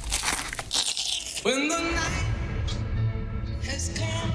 Now, with so much on the line, ABC News, America's #1 news, is right there for you live on Hulu with stories of strength, stories of hope. Because now, when it matters most, Hulu has live news. Hulu has live news. Hulu has live news, and that news is ABC News. ABC News Live on Hulu. ABC News Live on Hulu. Watch the news you need. Thanks so much for streaming with us. Streaming to all Hulu subscribers right now. With so much at stake, so much on the line, more Americans turn here than any place else. ABC News World News Tonight with David Muir. We have made it through another week together. America's most watched program across all of television. To ABC News Live coverage, the Vice President and the people, our town hall tonight, the Constitution Center there in Philadelphia. Live pictures, the Vice President still interacting with voters there, something his campaign certainly believes is a strong suit for the former Vice President. I want to get right to our roundtable, a virtual roundtable of sorts. Rahm Emanuel, ABC News contributor, of course, former mayor of Chicago. Mr. Mayor, what did you make of the Vice President's performance tonight? You saw George press him there on court packing. He said he'll have an answer for the American people before the election. That's going to make some news. David, I would tilt the other way rather than any specific policy, and you see it right now. The incredible respect that came from him to the questionnaires. He had a dialogue and a conversation. There's a decency to them as citizens deserving the answer. That's why he's still staying behind and doing another hour. I think it reminds me of 1992 when Bill Clinton went towards a questionnaire and George Bush was looking at his watch. It was that empathy and respect that came across to the citizens, and you can even watch it still now happening. So to me, any particular issue, that's what you're pinpointing. I think what you're looking at is somebody who actually appreciates his fellow citizens, and it captures the moment this country is worried about the kind of who we are as a country and coming together, and this is capturing. And I actually think I, like John, watched the other debate, and I would both of them simultaneously, and you got one of clarity versus I actually do think one of chaos where the president still can't answer what his health care plan is. So to me, that's what came across was the character of Joe Biden, and that's his main selling point beyond any issue. Rahm, thank you. You heard that. Sarah Fagan, ABC News contributor, Republican strategist. Rahm making the case that it won't be any particular issue or policy that comes out of this as a headline from the former vice president. Instead, the overall picture of him interacting with voters there. Do you agree? I think he did help himself tonight, and I agree with Rahm. I mean, look, Joe Biden is a very decent person. But what I also saw tonight was the conflict he faces, the balancing act he tries to do every day as the leader of the Democratic Party. We heard it. We heard it. I don't like court packing. I do support fracking. You know, these are contrasts to things that he has on his website, the fracking issue. On the court packing, what I heard is he's probably going to do it because the base of his party is going to push him. You know, this is a tough call for voters, right? Because they like the decency of Joe Biden, but I think they know what he really represents is a much more liberal America. But Sarah, let me ask you this. In pulling out of that second debate because they wanted it to be virtual, in President Trump's decision not to do it, was that somewhat of a gift to the Biden campaign so that they could have a town hall where they're interacting with voters in such a personal way? Well, look, these events can be risky for candidates, but I thought Joe Biden handled himself very well. He's very, very good with people. We saw that tonight. And to some degree, the Trump campaign kind of put out early on that, you know, there's a senility, he's old, he stumbles. And we didn't see that tonight. He was pretty composed and articulate. All right, Sarah Fagan with us tonight as well. Sarah, thank you. I want to get right to Yvette Simpson, also an ABC News contributor, CEO of Democracy for America. Yvette, great to see you as always. What did you make of the vice president's performance tonight? Hey, David.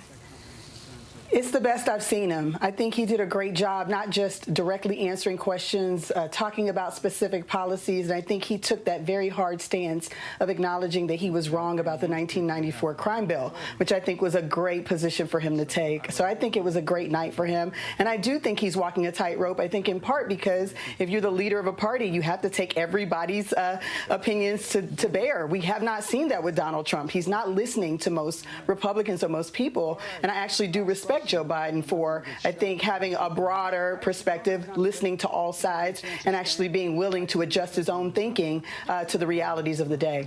Yvette, thank you. I want to get into Matt Dowd, ABC News chief political analyst. And Matt, to Sarah's point, on a lot of those issues, Joe Biden trying to walk the line. He's trying to reach out to some of the moderate Republicans they're convinced they can get to come over to their side. What would you say to lifelong Republicans? Well, the best presidents and the best candidates have to always walk a line. George W. Bush, who Sarah and I both worked for, had to walk a line between many of his moderate stances in the conservative part of the party. Bill Clinton had to walk a line. The best ones do that.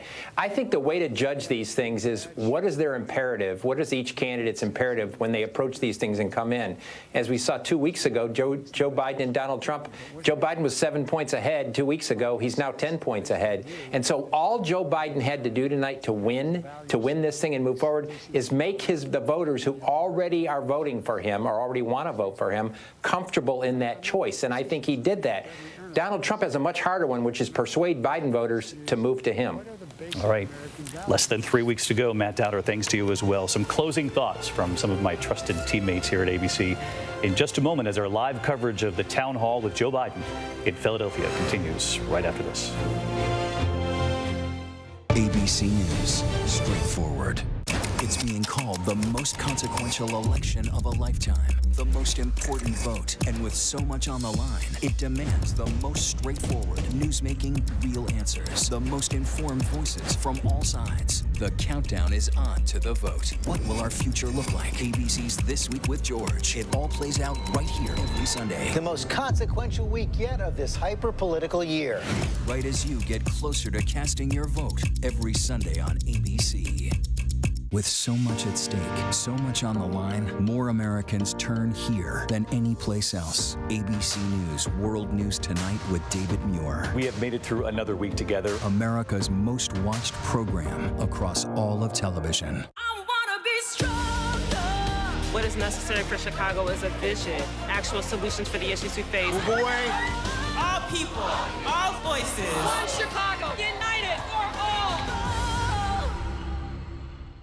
This is what being live is all about. This is ABC News Live, the 24/7 streaming news source, ABC News. Breaking news, live events, as they happen, streaming live, non-stop, straight to you. Original, on the edge, breakthrough storytelling. From ABC News, National Geographic, ESPN, all designed differently for you to stream straight to any screen whenever you want, free. And imagine the most celebrated, epic live events and moments, all playing out right before your eyes. See those flames behind me? And go deeper inside the groundbreaking exclusives from the campaign trail only ABC News gets. Watch ABC News Live right now and anytime. Streaming on Roku, Hulu, Facebook, and abcnews.com. ABC News Live. Streaming everywhere, right to you. ABC News Live. What's the most innovative daily news podcast out there to listen to every day? Well, the Edward R. Murrow Awards say it's Start Here, the daily news podcast from ABC News. Even the New York Times calls us a top news podcast worth listening to. So if you like getting behind the biggest news stories of the day, inside all the details, the backstory, and what will happen next, then listen to Start Here, the daily news podcast from ABC News. It's like no other news podcast out there. Even the critics agree. Listen free on Apple Podcasts. Welcome to Disney Plus. Are you ready? Drop in and explore. The action, the adventure, and the originals. There's no limit to what you'll find. These are your worlds. So come on, dive deeper into the universes you love. Wherever and whenever you want them, you'll find them all here on Disney Plus. Yes, mornings may look different these days, but where you start your day, Where you spend your mornings, where you get connected to everything that's happening. And face it, there's a whole lot happening in our world these days. where you get all the breaking new information of the day to help you navigate through these times. That's why we're here. Good morning, sunshine. And making sure you start your day off with a smile and some sunshine. Good morning, America. Good morning, America. Good morning, America. Oh, how I love saying that. Wake me up. On your carts. Get set. Let's go. Get ready The team with the highest card total could be leaving with $100,000. to shop Bam, bam, bam. till you drop. Oh, mommy down. Leslie Jones hosts Supermarket Sweep. Premieres Sunday, October 18th on ABC. The world may feel out of your control, but your happiness doesn't have to be. Learn the secrets to happiness. Listen to the 10% Happier podcast, free on Apple Podcasts. John Lennon, his life, his legacy, his last days. While there's life, there's hope. New interviews and his last interview. The new 2020 event, Friday night on ABC. As we continue to watch that room in Philadelphia, the vice president taking questions even after the town hall. Byron Pitts of Nightline, what did you make of tonight? David, one of the telling moments for me was that young black voter who talked about the lack of enthusiasm for Joe Biden at this point. It was an issue that hurt Hillary Clinton when she ran for president, and I believe it'll be an issue for Joe Biden. It's a gap he has to close. It isn't enough for many voters that he's not Donald Trump. He said, I hope I answered your question to that young voter as well. Martha Raddatz, you and I have done so many debates together, but town halls are so different when you can have more of a conversation with the American voter. Exactly right. And this is what Joe Biden loves. We'll probably all be in bed before Joe Biden is out of that hall. This was really his moment tonight. But the real test, David, will be next week. He won't get some of those friendly questions from those town hall people. He will have a combative President Trump, and you can guarantee he will be coming straight for him, David. You've witnessed it before, being the moderator in the room. And Terry Moran, nothing is predictable about 2020. And look what we had tonight, a split screen here in America. You know, David, Donald Trump will probably measure victory by ratings. The Trump show has been the Trump presidency, but the voters may look at it differently. It is essentially an opportunity for them to re-up the Trump show or to go with what the Biden presidency might be. And I think Joe Biden did make a case it would be a return to normalcy. Terry, thank you. I'll be right back.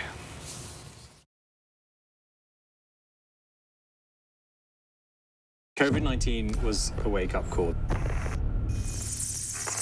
There are so many more pandemics that could be just around the corner. Viruses literally travel through human populations. What we've got to do is go to those places where the virus begins its journey. Masks on? Yep. Masks on. Oh, wow. Oh, my God. This is the exact way in which a new virus could start. Virus Hunters, special event, Sunday, November 1st at 9 on National Geographic. Now could be a good time to have another baby. Are you crazy? I'm in love with you. Now that I said it out loud, it does sound weird. Please stop. You were so fine, I had to remind myself to breathe. Let's do this. How's your quarantine going?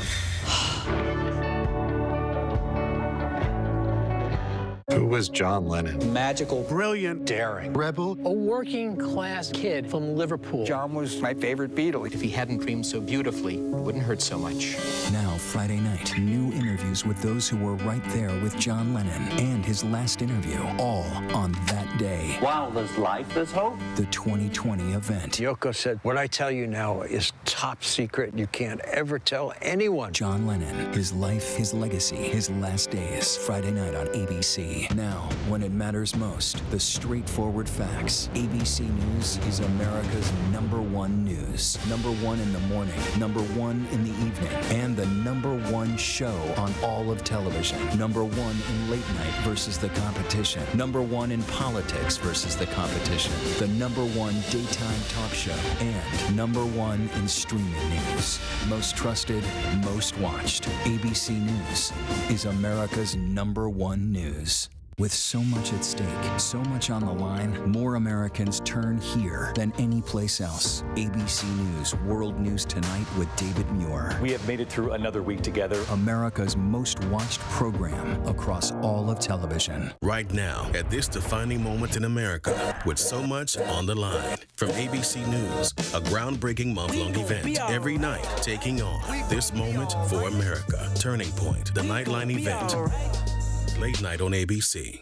It's being called the most consequential election of a lifetime, the most important vote, and with so much on the line, it demands the most straightforward, newsmaking, real answers, the most informed voices from all sides. The countdown is on to the vote. What will our future look like? ABC's This Week with George. It all plays out right here every Sunday. The most consequential week yet of this hyper-political year.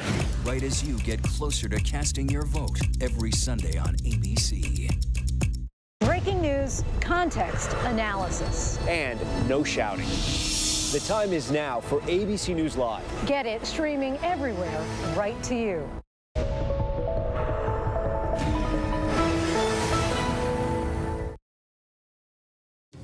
The Vice President and the People, a special edition of 2020. Here again, David Muir.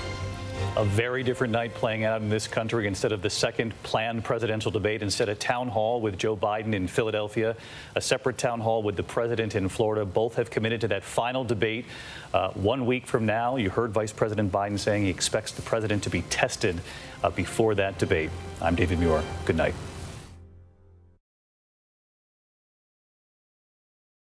With so much at stake, so much on the line, more Americans turn here than any place else. ABC News World News Tonight with David Muir. We have made it through another week together. America's most watched program across all of television. Yes, mornings may look different these days, but where you start your day, where you spend your mornings, where you get connected to everything that's happening. And face it, there's a whole lot happening in our world these days. Where you get all the breaking new information of the day to help you navigate through these times. That's why we're here. Good morning, sunshine. And making sure you start your day off with a smile and some sunshine. Good morning, America. Good morning, America. Good morning, America. Oh, how I love saying that. Wake me up. Hello? This is Montana Highway Patrol. You're looking for a couple of missing teenagers. That's right. Last seen in a red Focus. The steering wheel is getting stiff. Lock the door. We're fine.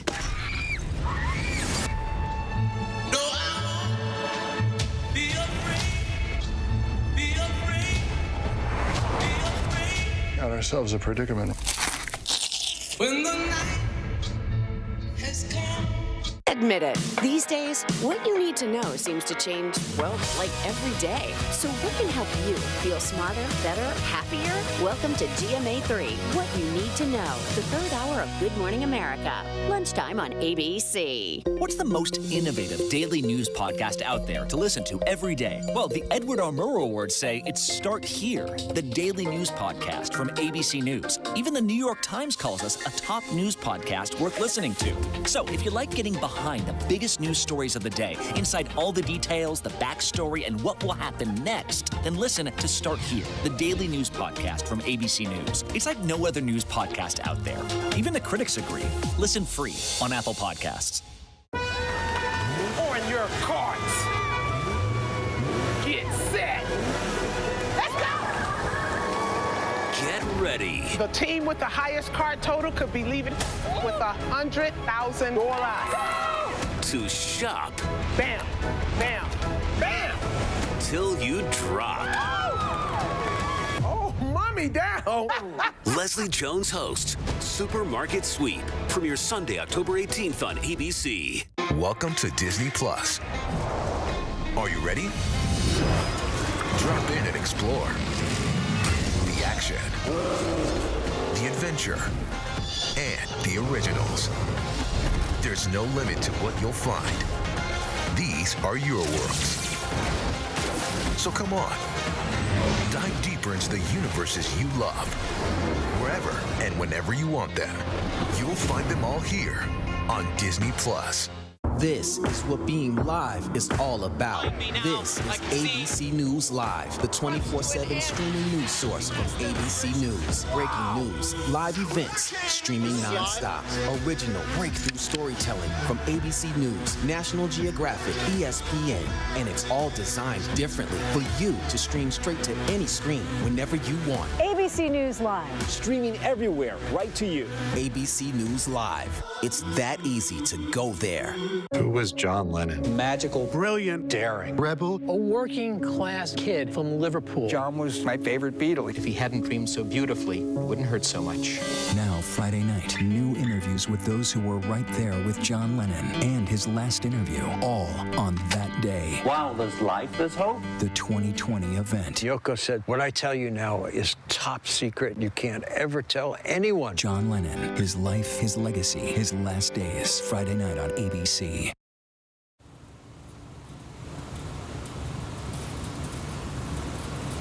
Welcome back. While the president was taking voter questions tonight at a town hall in Miami, Joe Biden took questions from uncommitted voters at a town hall in Philadelphia right here at ABC. A Powerhouse Roundtable here to weigh in. Matt, let's begin with you. Two very different tones tonight from both candidates.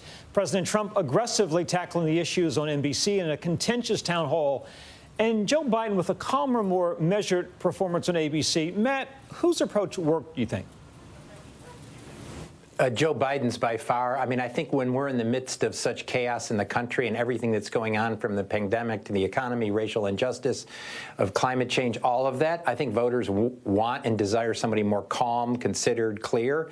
And I think by any standard, Joe Biden's town hall and performance at his town hall was far more on the side of calm and clear than on the side of chaos and more division and more argument. So on that standard, which is where I think the country is today, which is why I think Joe Biden has the lead he does, Biden won that standoff.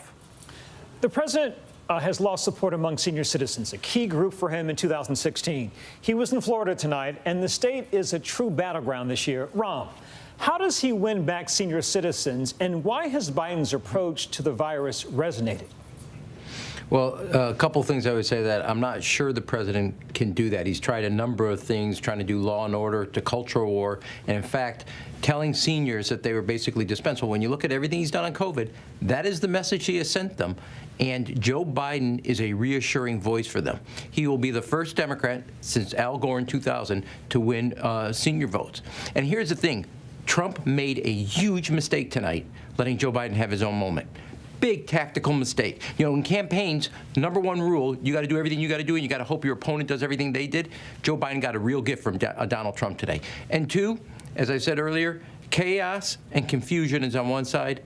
Calm and compassion and clarity is on the other side. And that contrast, because at the end of the day, what the voters are looking for is somebody who will bring the country together. Joe Biden is scratching their emotional itch right now. President Trump was evasive on the coronavirus, saying he didn't know when he took his last test before getting sick, saying he did not remember being briefed by his national security advisor on the severity of the disease, and still calling into question the effectiveness of face masks. So, Sarah, how is his approach to the virus playing across the country?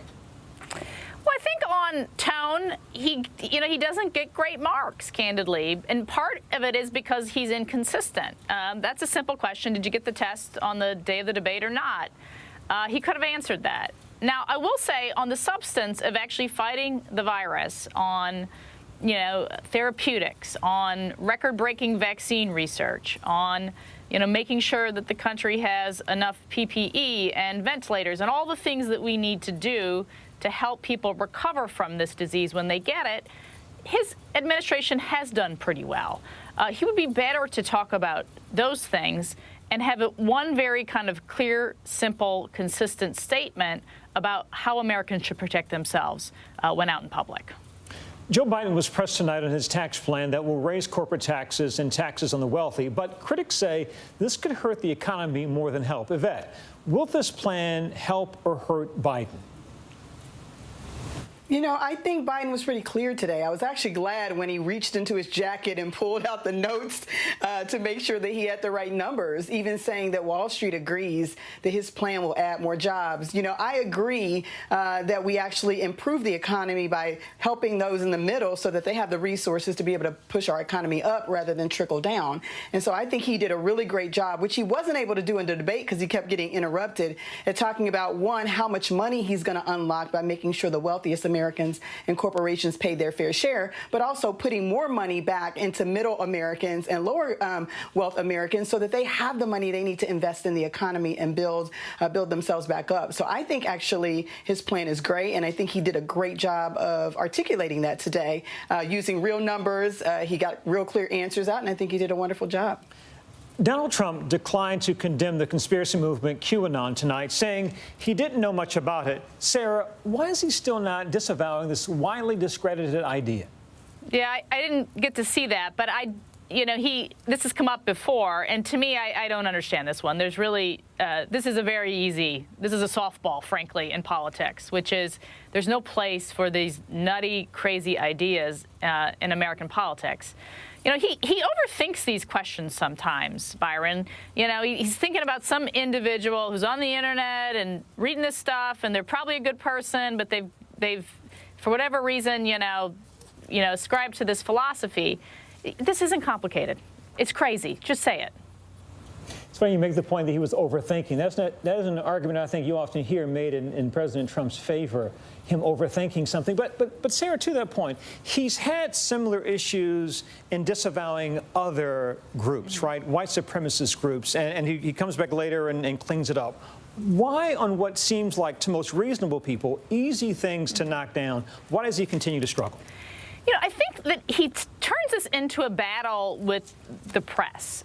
You know, this turns into, why would you ask me this question? You know, what people who are close to the president will say is he's offended by these questions. Like, of course I'm against white supremacy. Who is not against white supremacy? And so, you know, again, you know, whether you want to use the word overthink or, you know, just too confrontational, you know, he takes the wrong lesson from the back and forth that he has on these exchanges with journalists. He should just shut it down and move on to something substantive where I think he has a better record than Joe Biden on most issues. Sure. President Trump is in trouble with female voters and clearly trying to appeal to them now. He begged them to like him this week, and tonight dodged the question when asked if he would like to see Roe v. Wade overturned. 4 years ago, he said he wanted it to be overturned. Matt, is this an effective appeal to women? I mean, Donald Trump's appeal to women on this? No, it's not. I think most every American knows that Donald Trump wants to get rid of Roe versus Wade, which is an incredibly unpopular position among the general public. I think what the problem women have goes to something that Ram said and something I said earlier. It's the way he conducts himself. It's how he acts. And I think they've seen this behavior in other people in their lives, especially by men who they feel are bullied and push and don't give them a word. And so it's not about a particular issue stance that Donald Trump will ever be able to change a woman's mind that is opposed to him. It's his way he acts and the way he talks. And that, for Donald Trump at this point in his life, is exceedingly difficult to change. Now, listening to all of you, the tone of our conversation tonight is that for President Trump at this point, it's all uphill and he's on roller skates. So, Ram, I start with you. Make the case in what he can do, will do, could do between now and Election Day to pull this out. Hold on, I got to get the image of him going uphill in roller skates out of my head to answer that question. And I do want to say it's not the issue of Roe v. Wade about women. His problem is when you call another candidate, a woman, a monster, and you start ridiculing the governor of Michigan, also a woman whose life was just threatened, and you're 30 points down on women, that is not going to help you narrow that gap. Look, Donald Trump, after 3.5 years of being the president, there's a simple question when you run for re-election. Do you want to play him? Or do you want to trade them? And you look at everything we're going, and already 18 million, 19 million voters have already cast ballots. It's pretty clear where the country is. They want to trade him. So when you say, can he do something different? At this point, I could have said that in the last 6 months, yes. Right now, he needs Biden to do something for him to change it. Donald Trump, the die is cast, the architecture is there, the mold is there, and it's being filled up. So I don't think he can do anything actually to change it. He has to hope Biden does something that would change it in his favor. And I don't see that happening, especially after tonight, where I think Joe Biden did an exceptional job advancing his campaign. That same question to you. What do you think, what makes you nervous that President Trump might be able to do between now and Election Day to pull this out? You know, I agree with Ram in that I don't know that Donald Trump is fundamentally going to change who he is, which I think is what's required for him to get out of this hole. He gets opportunities either in debates where he's combative or on stages by himself where he says things that he can't take back, which are ridiculous. I think his key, and I think this is what he's pushing, is voter suppression. And that's the thing that we're fighting against. He fully intends to steal this election. You know, we've got battles across states, litigation that are happening to make sure votes are counted. They're trying to take away people's vote. And so I think Trump is, you know, in his last-ditch effort, he's getting out in Miami. He's dancing around with no mask on. He's trying to get his folks hyped up. But I think he knows at the end of the day, the only way he wins this is if he steals it, which is why I think this Amy Coney Barrett nomination is one way that he expects to do that. And, of course, all of the things that the secretaries of state who are Republican who support him are doing as well. I don't think he has a chance, if this is a full and fair election, to win at this point. Sarah, he's your party standard bearer. He's got less than 3 weeks to do it. What does he need to do? Well, I think his best path to closing the race, I think, is to really focus on the number of eligible non-college educated white voters, of which he's done well with, particularly men. There are many of them, over 1 million of them in Michigan, who did not vote in the 2016 election. Equal numbers in Pennsylvania, more in Pennsylvania, and almost 1 million in Wisconsin. He's going to have to have registered those folks by the deadline and turn them out. That would be the probably his best chance at closing the gap at this point. Matt, I'll give you the last word. Donald Trump, shirts on fire, backs against the wall, bill collectors at the door. What's he do? Well, the problem, Byron, is that 2 weeks ago, before the last debate, if this is a marathon and presidential races are marathons, he was 7 miles behind 2 weeks ago before that debate. Now he's 10 miles behind. So he's losing. He's not only not gaining ground, he's losing ground in this race. And so at this point, the only thing he can do is hope for a mistake, which is, I think, one of the fundamental things that by Biden, that hope for a fundamental mistake in this race that puts Biden down and knocks Biden down a few points. And he has to change the fundamental nature of the electorate, different than what we think it is today. Fundamentally change that electorate. And I would say it's not, he doesn't have 19 days. The election ends in 19 days. Because 18 million people have already voted, and by next week, 25 million people have already voted. So he has less time than you think, because this election is going to be basically decided by the Friday before the last day of voting, because 2/3 of people will have voted by that Friday. Thank you all. That's all of our Powerhouse Roundtable tonight. Keep it right here on ABC News Live. Coming up next, an encore of tonight's town hall with Joe Biden. Thanks for joining us. Good night.